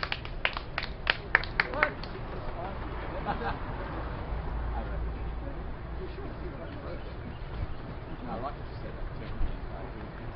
By being standing up for the people. Oh yeah, last night. Well, since I do these off the top of my head, it's funny because I look back at them later when I do the videos and the recordings and stuff, and so I always feel obligated to give them a name later on. It's always after the fact, but I'll try to give this one a name beforehand. I'm gonna call this one I Remember. As a footnote for news and stuff, I started posting video. The show on last month, the 28th, is now online. There's some flyers, you can pick up a notice about it. I'm due to issue an album to the internet for download and burn by anybody. Freely distributable. You can sell it, you can make money on it. I don't care. It'd be good if you make money, that'd be great. So I'll try to call this one I Remember. I remember being 18 and going to open mics in the basement in Chicago with Satisfaction Reaction and choosing words, picking them out, struggling, which is the right one, which is the one that should be where, and where should it be, and how should it be, and what should it be, and where is it, and where is it. And I did that for 10, 15 years. I remember going back and looking at the journals, the 17, 18, 20 of them, and saying, oh, that should be better. I remember making one journal called Spellbook with glow-in-the-dark love written all over it, and crystals and jewels. And I remember moving them around in pencil so I could give it as a single work of art to someone. Luckily, I also remember that word choice, style, is not what matters. The only thing that matters when you choose to communicate with someone else is how you feel about them and what is it you want to share with them. I don't write with words. I don't write with actions. I don't write with paint. I write with this thing that says, I want to give this to you, and maybe it'll feel a certain way, and maybe you'll feel a certain way about it, and somewhere in the middle maybe we can meet and go, woo, that was great, that was cool. I have another poem I thought about reading tonight called I'm a Lover. Yay! I'm not a bisexual, I'm an omnisexualist. I pick up a rose and I make love to it. I pick up a rock and it's me. It's a feeling. What feeling do we want our audience, our neighbors, our clerks, our baggers to feel when we share with them? It's a heartbeat. It's a heartbeat that says, yes, it's just my heartbeat and me, but were I to put my hand on your chest, I would feel that one too. It's a feeling that says, we're together in this.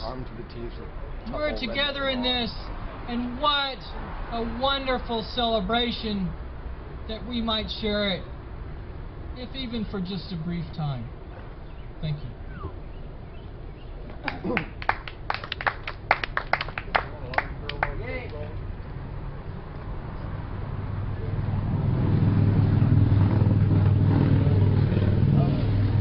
Okay. And I'm finally gonna call my election. And I didn't vote for reason override. And I swear I will, for our true love's protection.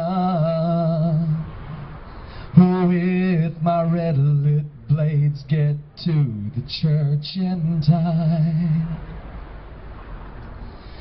And I won't make such a mess in all directions, but I will raise hell in others all the same. And I'm finally using my divine connections, shedding evil blood in a rapture to my rage. And I see the world unfolding bright and clear now, and I feel a plan of action taking shape.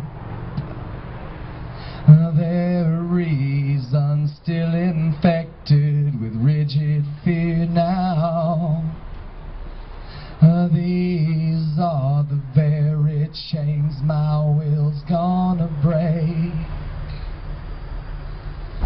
And I speak my word with the hand of the magician, and I write it in the voice of some wild beast. And I whisper hope with passion and with vision, but my whisper rises into a laughing scream. Well, I'm not fucking kidding, I mean every word I say. You just don't know the half of it, what their words have wasted away. How dare they shake your confidence? How dare they make you bleed? How dare they claim God had to be wounded so you could be redeemed? Love made no promises of your salvation, and I don't demand dominion over your soul. We're all just playing God in this creation. We've a right to claim the stage and fill the role. I do not offer sinners consolation. I refuse to cry for the victims or the vain. I don't give a damn for churches or mosques or nations. These structures will all crumble in my wake. I'm clearing up the stench of the old religion, and I'm bleeding that old crucifixion dry. Now bring an end to history and vision. Create a new world order born out of fire. I'll eat the hearts of monsters and deceivers. And I'll blind the prophets with my flaming wings. And I'll scatter the acolytes and the true believers. And I'll bring the fear of the gods back to the feast. I'm ready to bring Armageddon, and I'm fairly sure I'll win. I can smell the desperation of the slavers who have sinned. How dare they claim you're gonna burn if you refuse to heed their law? My law is still do what you will, and it's a fair law by far.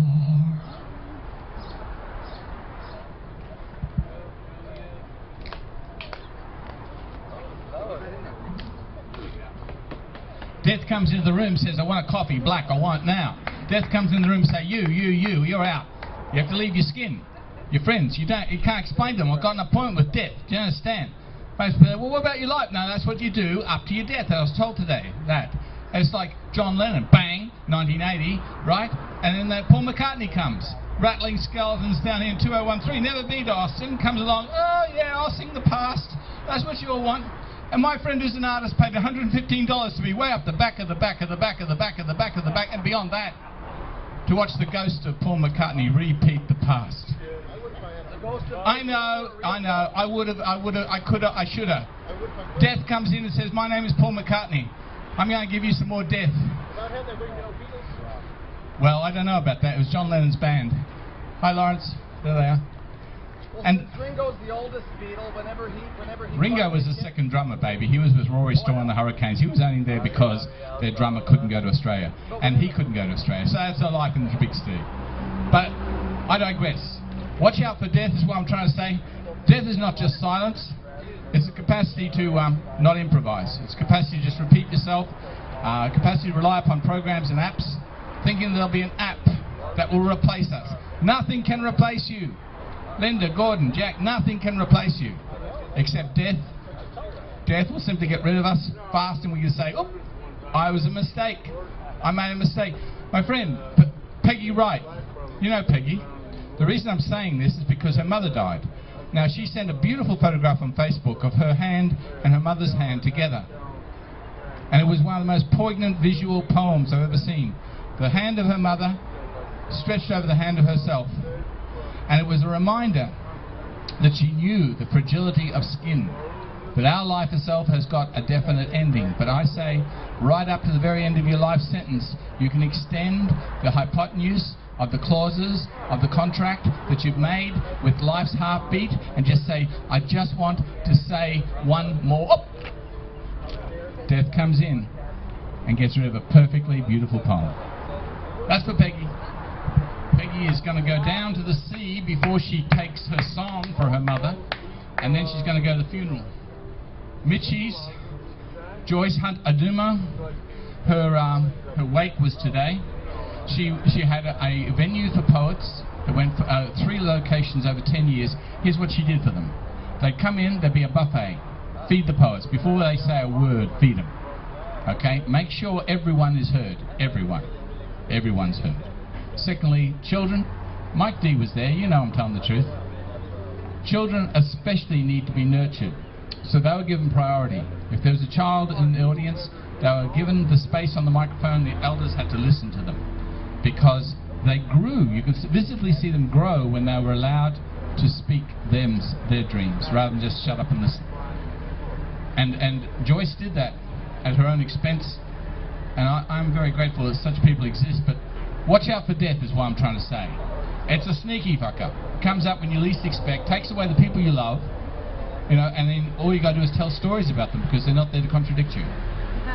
So Books are better. Books defer death because while you're reading the book, you can't die. That's my theory. I'm sticking to it. Right. Oh, bring the house down, Thom. It's all right. We can hear you. We can hear you. What a mess.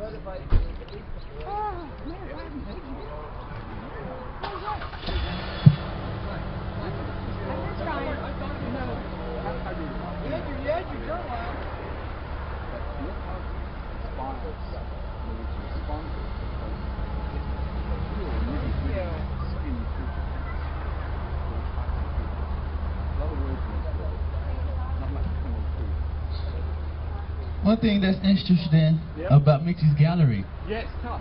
Okay, you ever watch the show Good Times? Yeah. Okay, there was a painting that On the wall. no that show up before the show come on, like after the theme song. They'll show this little painting of this black dude dancing and stuff. And the man, okay. Mitchie's has the original painting for $250, and it's worth like $40,000, man. What's gonna happen to it? Huh? I don't know. And like I was going through the paintings, and she has a lot of original pieces that are worth way more than the price that she's selling them. And I found out that to be very interesting, you know. I'm like, wow, man, I've seen this painting before. She got the original painting of the dogs playing poker. Oh yeah. Yeah. Wow. And it's crazy, man. It's like she got a lot of stuff, you know. And I was gonna read this poem, but it was gonna lead to something else. So I'm gonna read this poem, then I'm gonna rant. Then I'm gonna rant on continuous. Okay. I love a loud, boisterous, nagging woman. Yeah, I know it's annoying, but at least she tells me what's on her mind. At least she tells me how she feels. At least I know whether or not to eat the meal she cooked for me. Now see, I can't date a quiet woman. She reminds me of me. I don't know when she's mad at me until she surprises me with some bullshit. I can't trust the food she cooks for me because quiet anger equals food poisoning. I have to sleep with one eye open because she might cut off my dick when I'm asleep. So during every relationship, I break something valuable just to see where the relationship was headed. And you know, that was the end of the poem, you know. And you know, it's very interesting because I was once married to a paranoid schizophrenic, which means I was married to like 7 women at once, which was hard. It was hard on me. And you know, it came to be unable to take, but it was a great learning experience because I took that, you know, and I applied it to future relationships, casual or long term. And you can really learn a lot if you just listen. You know, that's why I say, you know, sometimes you gotta listen more than you talk. Sometimes you gotta turn off your voice and just listen. Because once you listen, you'll know what's going on. They say men can't understand women and women can't understand men. That's because no one is listening. Because if you're listening, people will tell you what's on their mind. People will let you understand them. And, you know, that's what I've been learning, because you know I've been through a bout of depression. You know, 'cause I thought I lost my mojo. You know, I thought I lost it. You know, but yesterday I received one of the greatest compliments I ever received in my life. What'd she say? They said, a couple said, after a conversation about magic and stuff, they told me that if I ever started a cult, they would follow me. Watch out. I was like, what, for real? Wow. I was like, man. All of that, I was like, man, I want to start a cult now because I already got 2 followers of it, but you know, I really, yeah, but you know, I really don't want to because I believe that people should make their own decisions. You know, a cult, you know, would negate that thing. But you know, fuck it, maybe a church. Yeah. You know, maybe or a non-profit. No, actually, a for-profit church. Yeah. See, because non-profit, see, you know what I'm saying? People don't understand, but non-profit, it's so many red tape, so much tax red tape, and all this stuff you got to go through to get a non-profit. They got to make sure that the money you spent is not spent on profit, and this and that is going to the chop all this shit out. Mike Incorporated. Yeah, chop all that shit out. If you go just a strictly profit church, then you pay your taxes, and that's it. You know, it's simpler.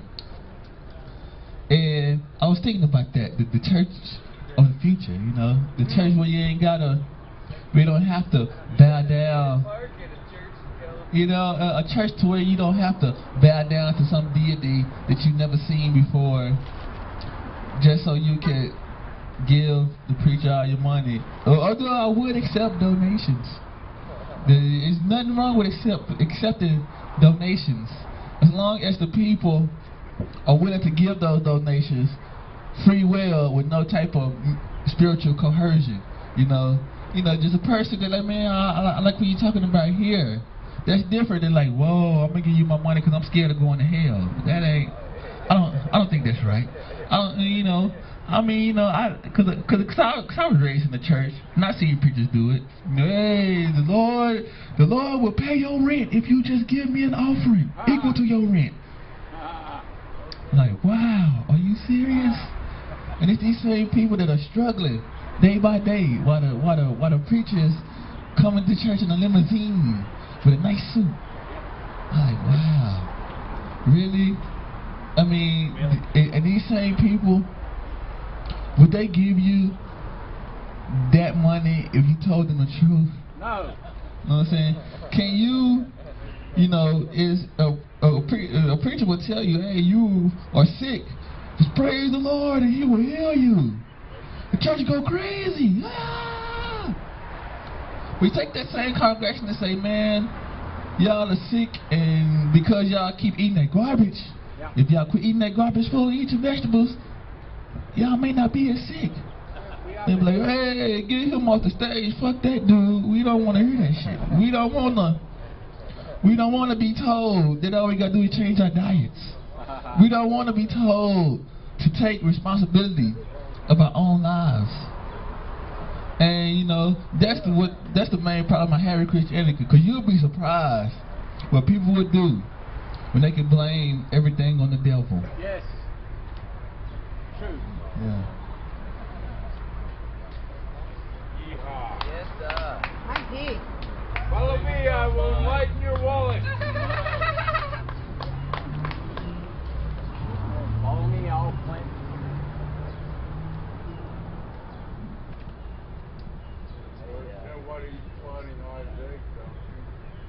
So this short poem was received by Thom, and while I was on my emails, I saw another friend of mine named Thom, and so I said, well, I'll send him the same poem too while I'm at it.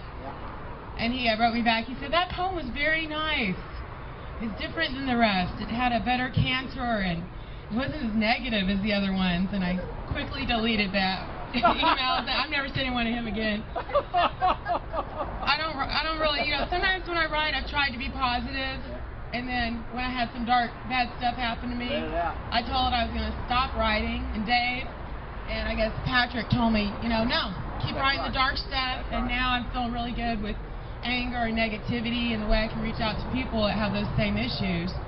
Instead of like, oh, just smile, just be happy. So this is about women. Women speak in wet whispers. gliding off the thin-lipped skin, softly as if moonlight, quietly as in an old, ungoogleable ambush. Quietly as in an old, ungoogleable ambush. Sorry. Desert forests are not what I'm talking about. Easy access is not the key word. Juxtaposition makes no sense here. Just the quiet, thoughtless words of a feeling, with tone extracting the root words like Chinese. Yeah. Yeah, I like it. I like it.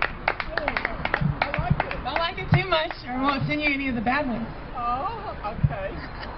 Well, having fun? Is that your phone? No, someone else. Well, yeah, when I look at your names, like the other names, the I had in the last 3 or 4 days, I had a transformation about his death came up earlier. My perspective shifted on something, and while we're sharing ideas, I'll share this one because it's a pretty darn good one. Everybody has people that die in their life, and universality is definitely something we all try to get as a poet, unless we're writing limericks or haikus or something. A friend of mine died last year, and he killed himself, actually. He hung himself. And the lesson I got from it, and what I preached for the last 6 months, 8 months, was you got to be really close and immediately connect with the people you see and the people you meet. And it's a great lesson. It's a fantastic lesson. Be friends with everybody.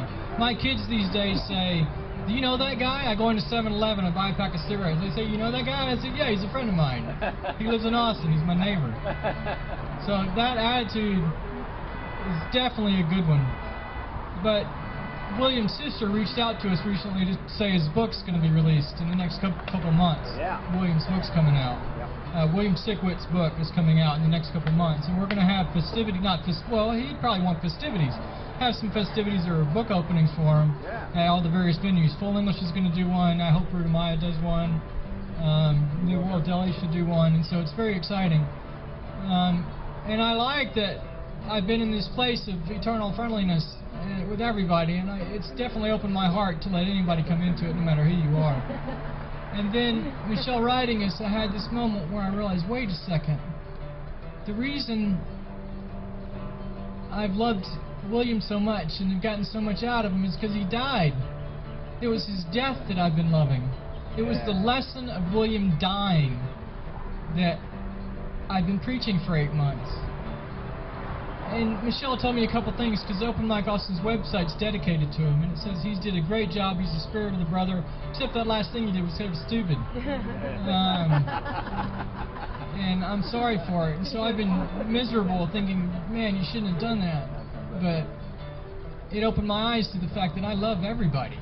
I mean, I really do. And if you don't, and you're not doing something right, you're missing the point a little bit.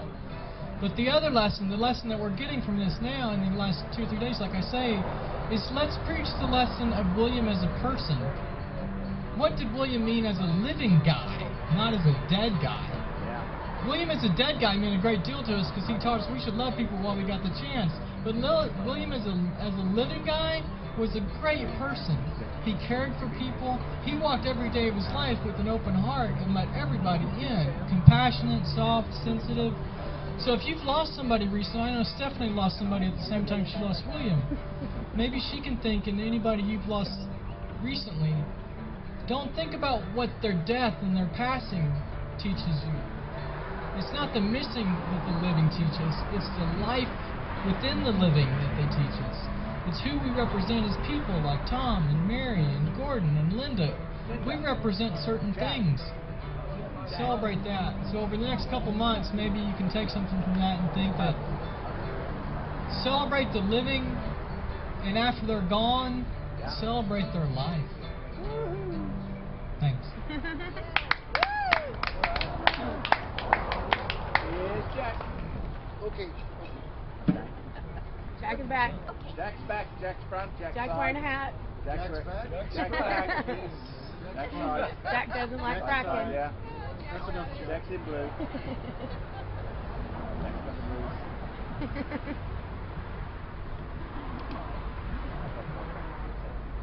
Jack left a lot. Jack's back used to be much cuter, and I was much sought Once after upon a time. back in those days. Back in those days, yeah.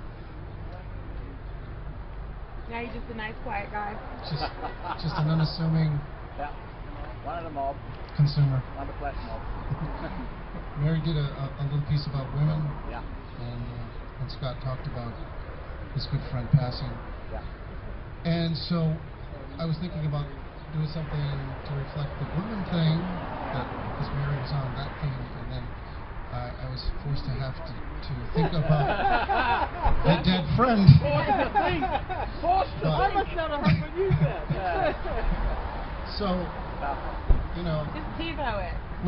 we all think a lot of the same things, but not always at the same time. Takes a while. My own younger brother Mike passed away last year in April, and it was sudden. No one expected it. We knew he had high blood pressure, but we thought he was taking medication for it. We also know that he had sleep apnea, and that might have added to the situation of not waking up.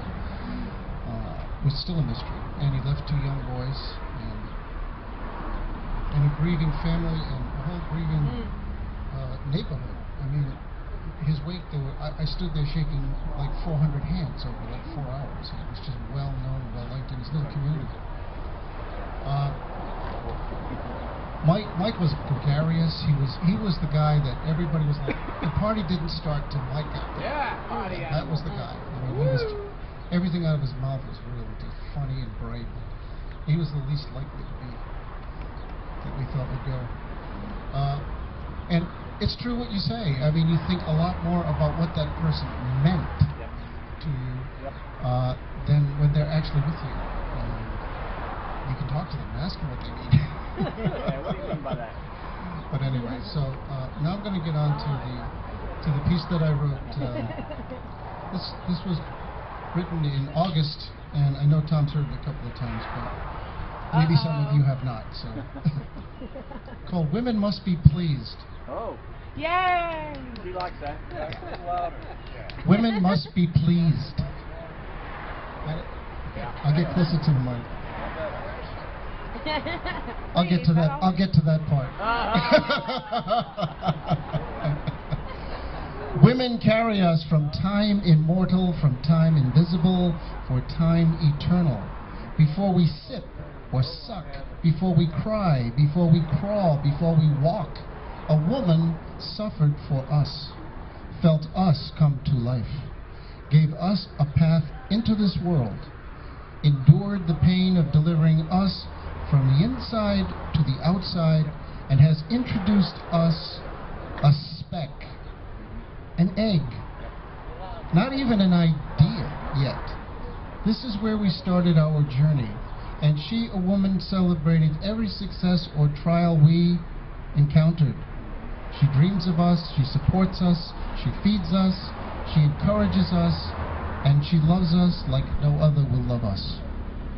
Our mothers will forgive us endlessly and love us to death, but our lovers will love us for the thrill of our bodies and our powers, and fail to forgive us should we not deliver endlessly.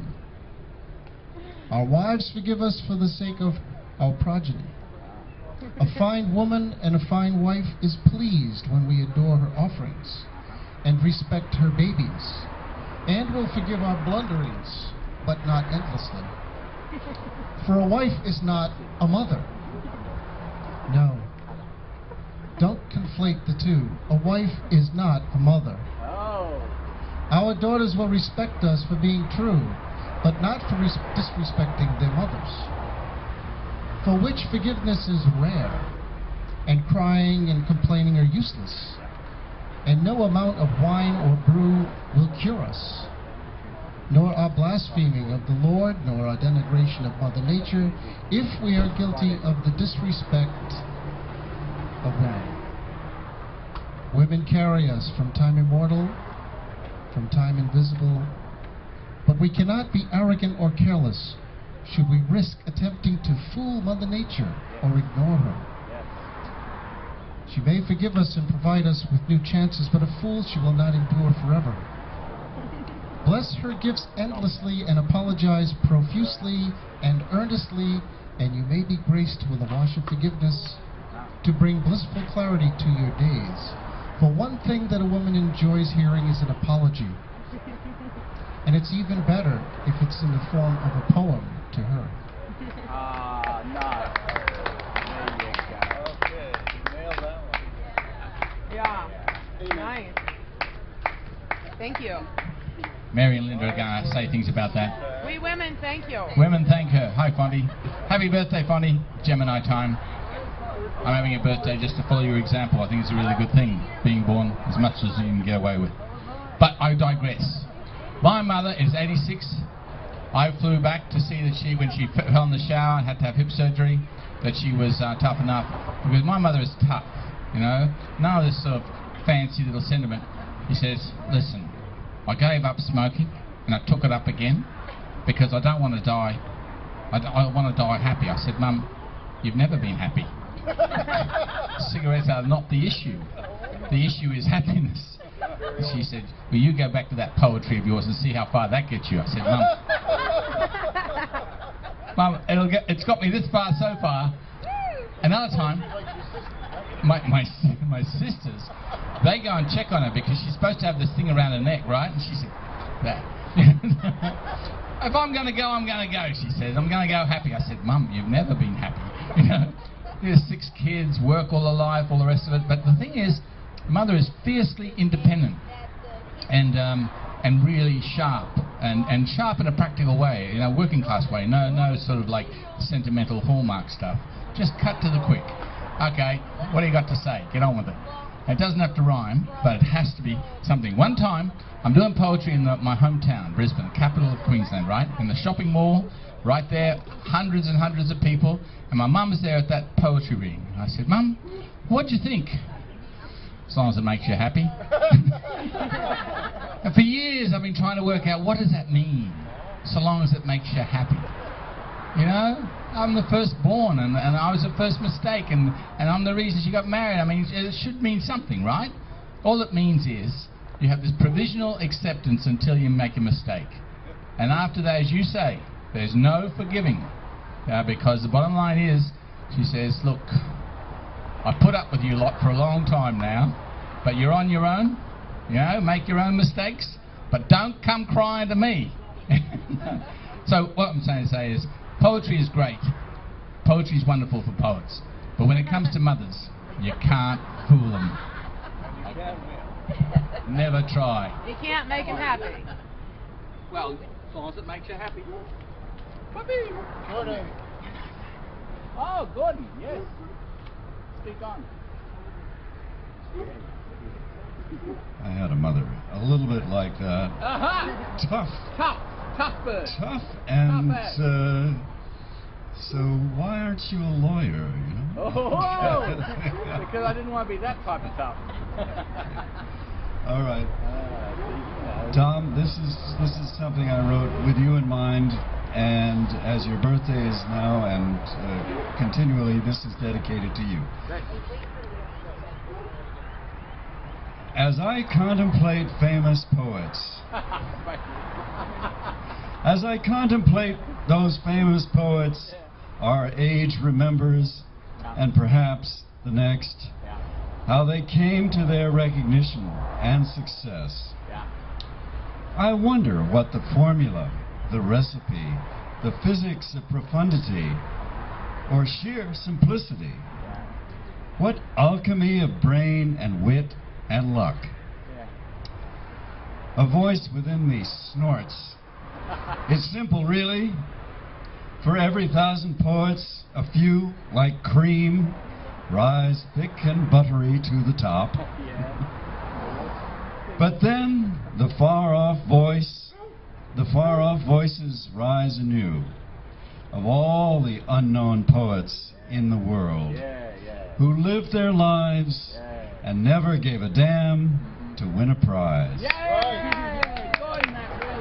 but dreamt and wrote their verses between jobs, raising children, paying the bills, divorces, falling in love, growing old, and eventually dying. Don't say that. And we're glad. And we're glad. A happy ending, Julien. If heard by only a few, That's all two of us. especially fellow poets and friends, who listen with feeling and interest,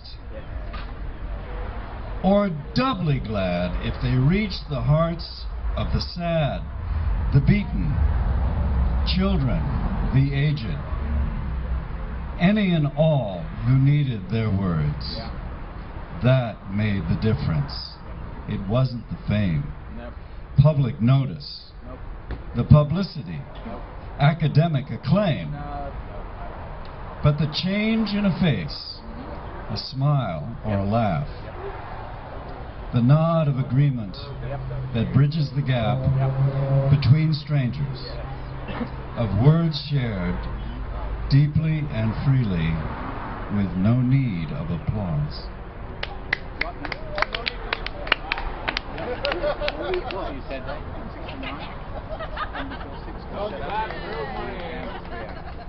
That was beautiful. Well, it's true too, Gordon. True. And it's true too. Thank you. For love of the Father, I've killed myself. For love of the nation, I've killed my brother. Now I'm a wanted man from heaven's pearly gates, and I'm hoping my sin paid by her sin will free me from my penance due. But all right action makes right action, not sin buried upon sin to this grave, buried and high. So now disgrace from lover's work, where bliss and prayer is the gift. I go to that lonely place where no sin can employ a work of any from the heart's happy race. Yay, Mary! Yay! Linda, yes, yes.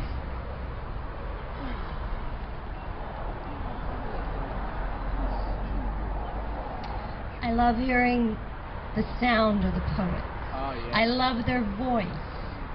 And it's more than just hearing. You can be touched by sound. So the title of this poem is Sound is Such a Touch. Intonation, reverberation, first time ever your voice I heard.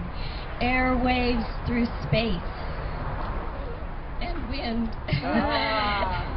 Entered brain's refrain, hair cells bending like trees in a breeze, some drumming, tiny bones vibrating. Ear does more than hear, rising resonance, undulations, voice implanted permanently.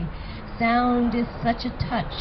From such a distance, song of adjacent is state of being, tender, delicate, contiguous.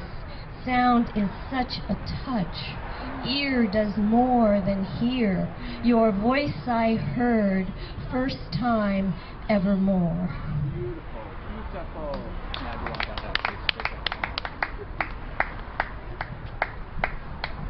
When I was young, I was pre-TV, there was only radio, 12-inch speakers. You see, I put my body right up to the speakers. I could feel the vibrations in my whole body bone.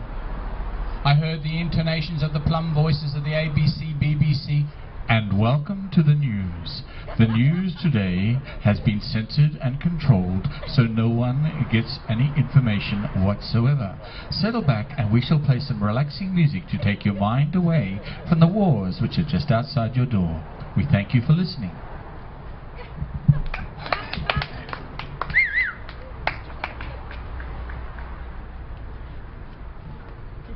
Speaking of, there's a war going on in Turkey. Oh, and, yeah. The Turkish people, the community here, gathered last evening at the City Hall with Occupy Austin. Yep.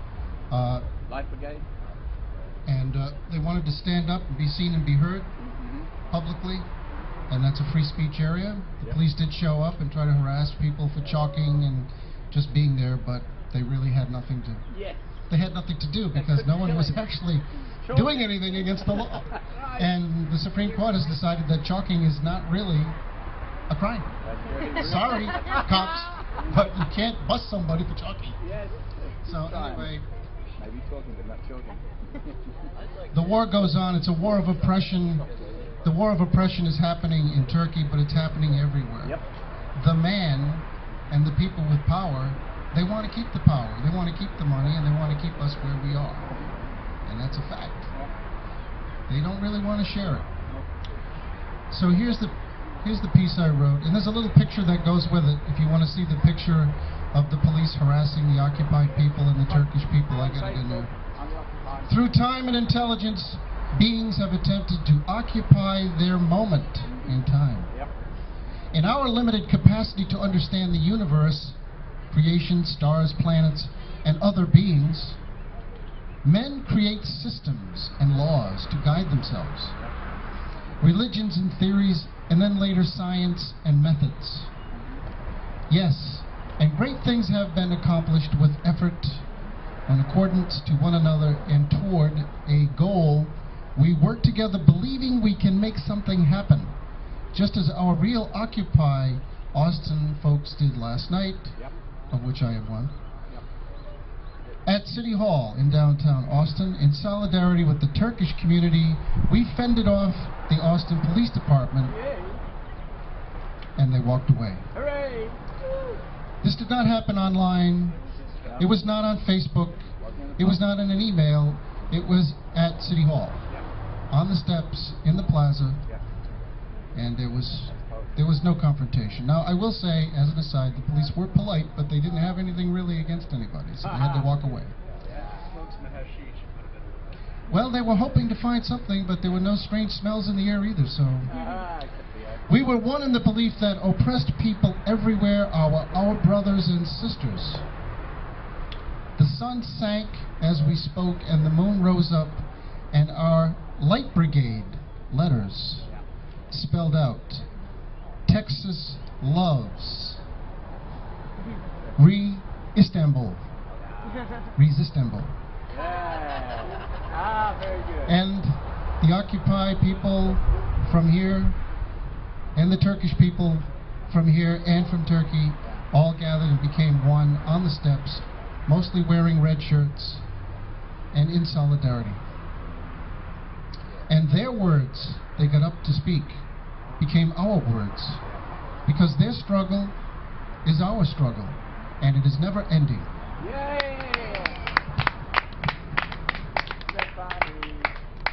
Woo! You call me by one of my nicknames, many nicknames I had as a child. What was it?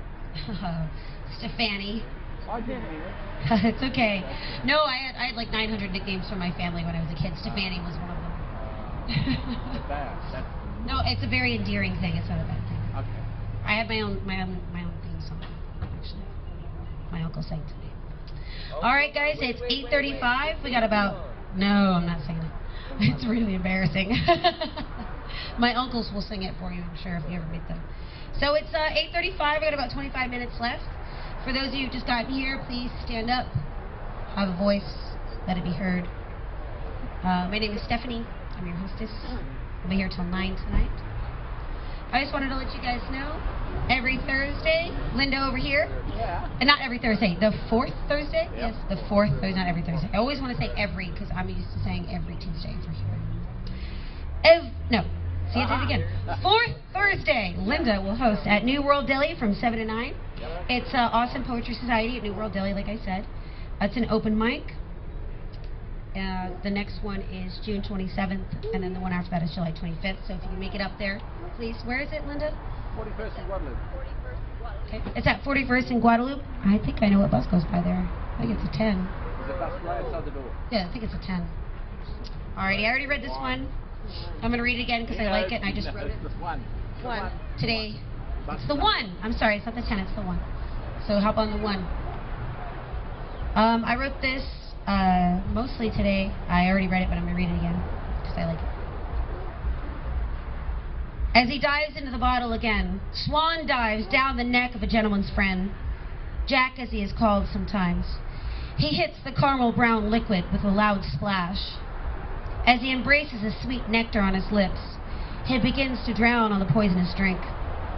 Sinking in the ocean of bad choices, he grasps for a hand to save him, tries to force his own head above the liquid, but it consumes him once again. His quiet, precious repose cut short by the rapture of a drinkable death certificate. Thank you. I'll drink to that. Wow, wow.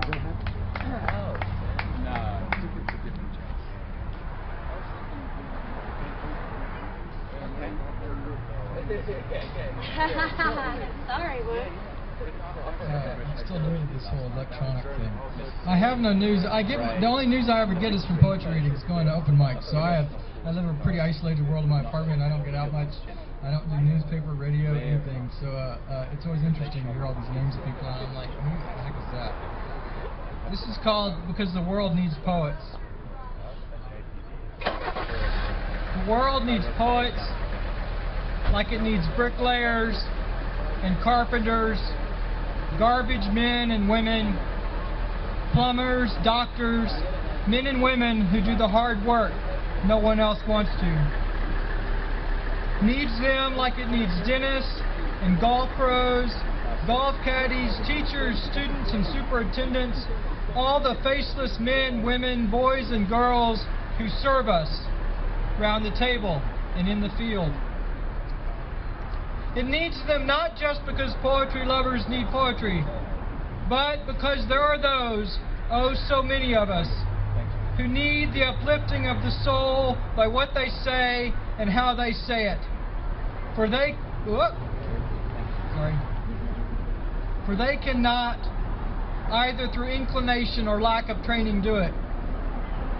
The readers of such things like poem, speech, aphorism, high-mindedness, full of lofty goals, but above all else, hope, have no time, talent, nor desire to write it.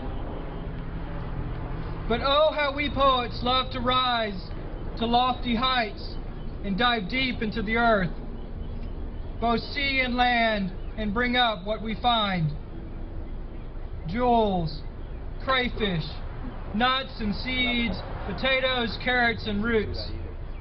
It is from them we eat, gain strength to carry on, persevere, and reach beyond ourselves. Give the poets a seat round the table of workers, because the world needs them too.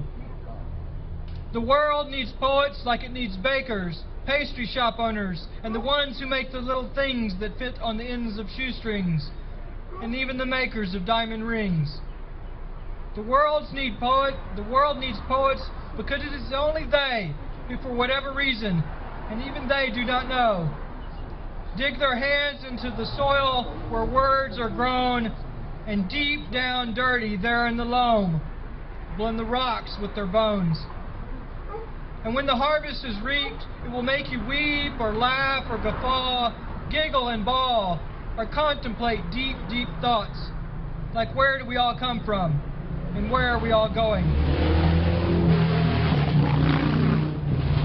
The only other creed who so persist is the physicist. It is the poets who do that, and they are needed.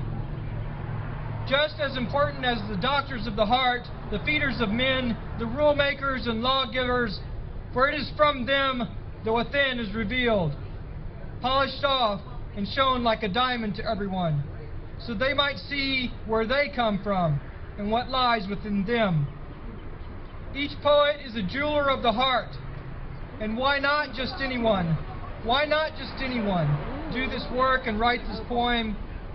Because, simply put, because no one else wants to but the poets. Except maybe the songwriters and the lyricists and the greeting card writers. But okay, yeah, them too. But at their core, they too are but poets, steadfast and true, making meaning in a noisy world. The other worker bees aforementioned, they would rather keep to their task. And we are the first to admit there is absolutely nothing wrong with that. We all must do what we must do. But when you have a banquet, or need a serenade sung, or something pithy to say, who do you turn to first but the poets? Or just a simple moment to sip a tea or down a brew, it is the poet's words on your tongue you do first speak or chant. The world needs poets because they have something to say, and only they say it the way that lightens the load and turns up the volume of the soul to contain more than just its own. I am so happy to be one. I am so happy that y'all are one. I am so happy we can walk this road together and in hand exist. You on light feet, me on sodden ones, and the road goes ever on. For every poet's dream is a realized one, where he or she is warranted and is no longer seen as an affliction, but a rich bounty to draw forth love from. The world needs poets, and the poets need the world. Who else would they turn to when the soul must be heard? Rejoice, rejoice, rejoice. The world is one when all poets are seated at the table. Hug your neighborhood poet. He or she is sifting through trash you wouldn't want to, taking out the laundry, bringing out the shears, and every single one of them is going on to fulfill their need, destiny, to write a poem. It only takes a little nod or a pat on the back to tell one of them, we understand, and are thankful you are a poet. The world needs poets, the world needs poets. So get out there and thank one. They are no lesser soul than you. We are just as glad you do what you do. Now take the time to say thank you for being you. Poets above all else should sit at the table of life most honestly because they feel a desperate human need. To reveal the soul that grows from the inmost seed. The inmost seed that all our meaning comes from words. Thank you.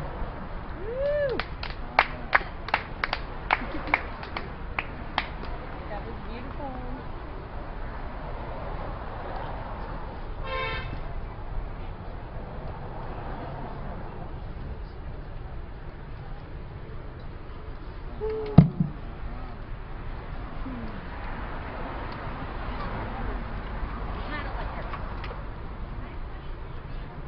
Yeah, that works. Very good. So Thom and I are going to riff on one of my songs here. Can you pass up a little bit? And I'll start it off, and then Thom's going to come in with some of his spoken word. And it's called Don't Jump to Conclusions.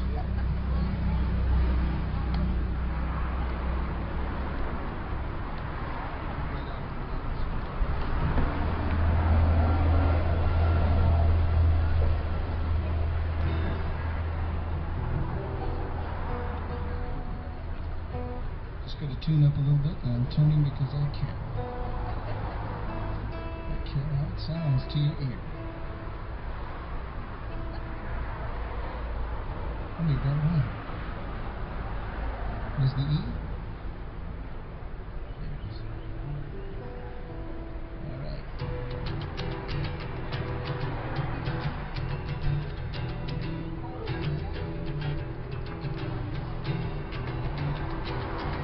Don't jump to conclusions.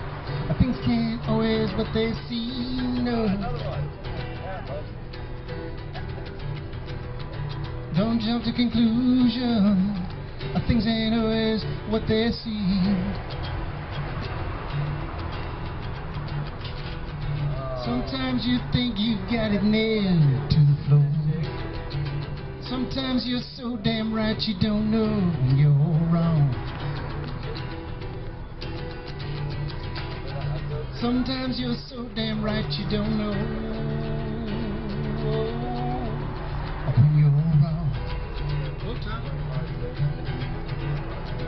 Nelson Mandela, when he was made the head of South Africa, had two poets at his inauguration.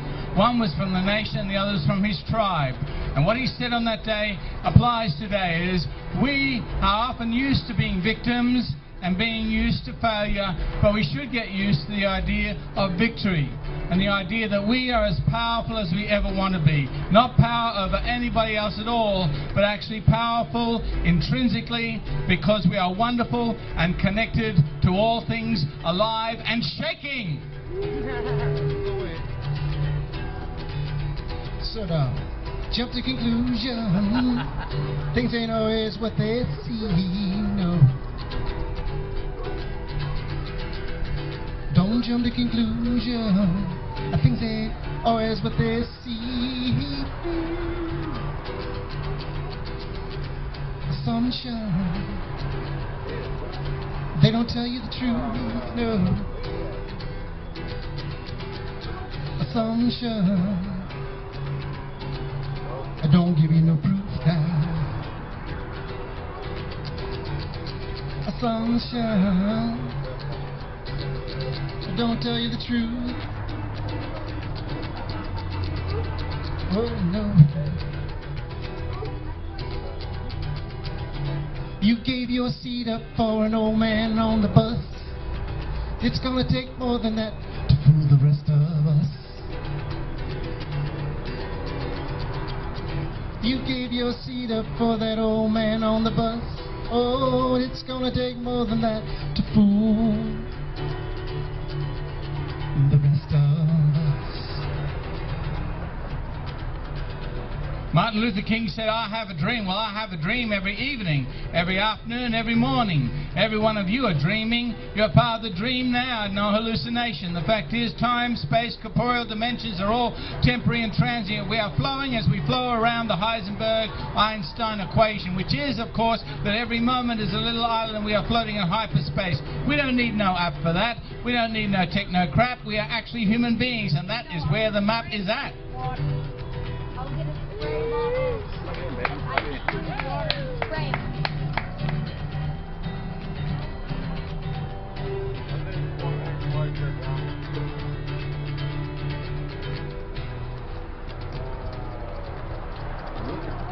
Don't jump to conclusion. You want to say something about that? Don't jump to conclusion. I'm still in the middle of my thing here. I don't know.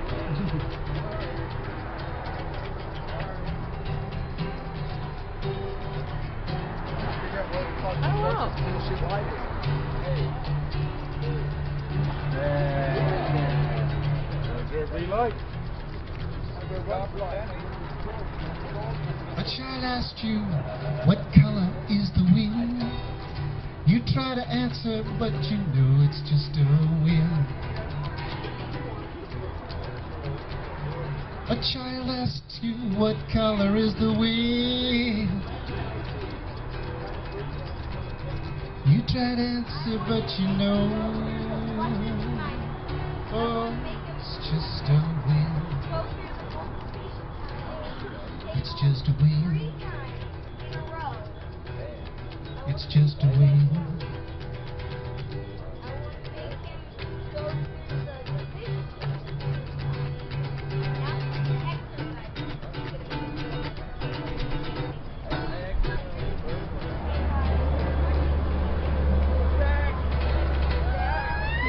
Thank you.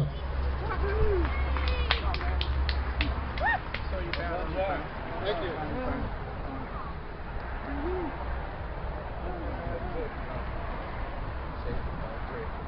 The mic is open.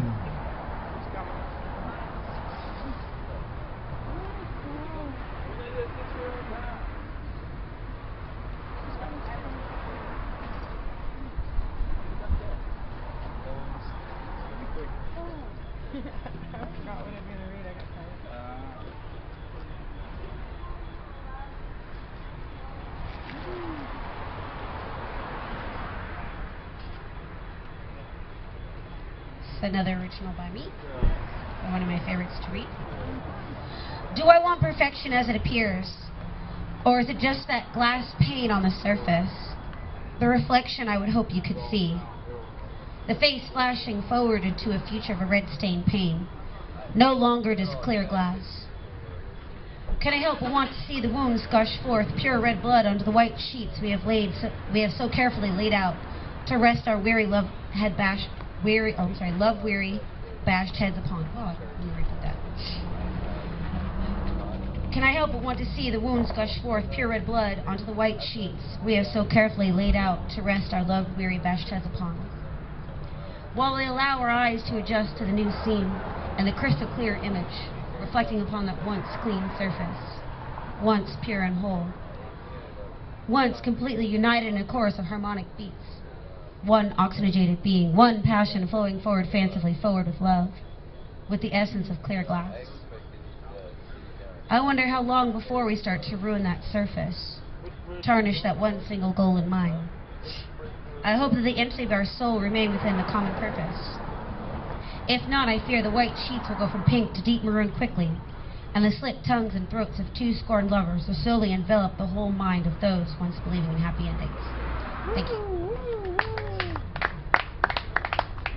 Nice fight. Follow with me for a moment. Because most of us are rather old here, old enough to appreciate this, because it's so distant. Oh, too loud? No, I said, yeah, right. Get the horn out. Conjure up from deep within you the dregs of your youth when you were 8, 9, 10, 11. And looking at the world with joy, no cynicism, and dying for the weekends and the summers. Today I was at a first grade luau and a fourth grade party, and the children were passing out their yearbooks and signing and milling around and getting all their yearbooks signed by every student. Tomorrow, for those of you who are not aware, Austin will burst into full bloom at about 2:45 or 3. It will be the last day of school, and children all across Austin will be getting out of school. Take some time in this moment with me to remember what that was like. The best I can do is 18 when I used to go get toasted and drunk and party and dive in the pool. Go further down to 6 or 7 or 10. When the next time school would start was so far away you couldn't even imagine it. The doors will burst open tomorrow night. Tonight, throughout the city, kids are not able to sleep because of the thrill of this. I know my children will be tossing and turning, knowing tomorrow at 2:45 the bell will ring and school year will be over. Woohoo! Exactly. Woohoo! School will be out. So if you find yourself at 5 or 4 someplace and the kids are acting wild and unruly, don't let the thought go through your head that says, man, those kids are unruly. Those kids are out of school tomorrow. So feel the vibe tonight and know that throughout the city, thousands and thousands of young children are tossing and turning, dreaming of an infinite amount of time when they have to do nothing. Thanks, God. That's a warning, mind you. That's a warning. It's going to be weird. Those poor parents. I know what those little children are like, those poor parents. They got to deal with him all fucking summer long. I'm gonna sing a gospel song. 'Cause I'm in that kind of mood. I feel very forgiving. So I feel like acting God. I feel like asking God to forgive. God forgive the ones who choose to fuck with me. God forgive the folks who should know better. God forgive the lawyers who don't know the law. Is more about the spirit than the letter. God forgive the vampires and psychopaths. God forgive the politicians for their faults. So before I send them right on home to you, I sure hope you will forgive them, 'cause I won't. God forgive the ones who use philosophy, explaining why you need to keep us in pain. God forgive the preachers and the demagogues who keep our people blind using your name. God forgive the ones so willfully ignorant that they won't rise above it or take a stand. So before I send them all your holy way, Lord, I pray you can forgive them, 'cause I can't. God forgive Republicans and Democrats. God forgive these chicken shits and thieves. One more time, I'm begging for your mercy, Lord, for I put these fucking sinners on their knees. Maybe they'll pray with all sincerity, say they're sorry just in the nick of time. But if so, quite frankly, I don't give a damn.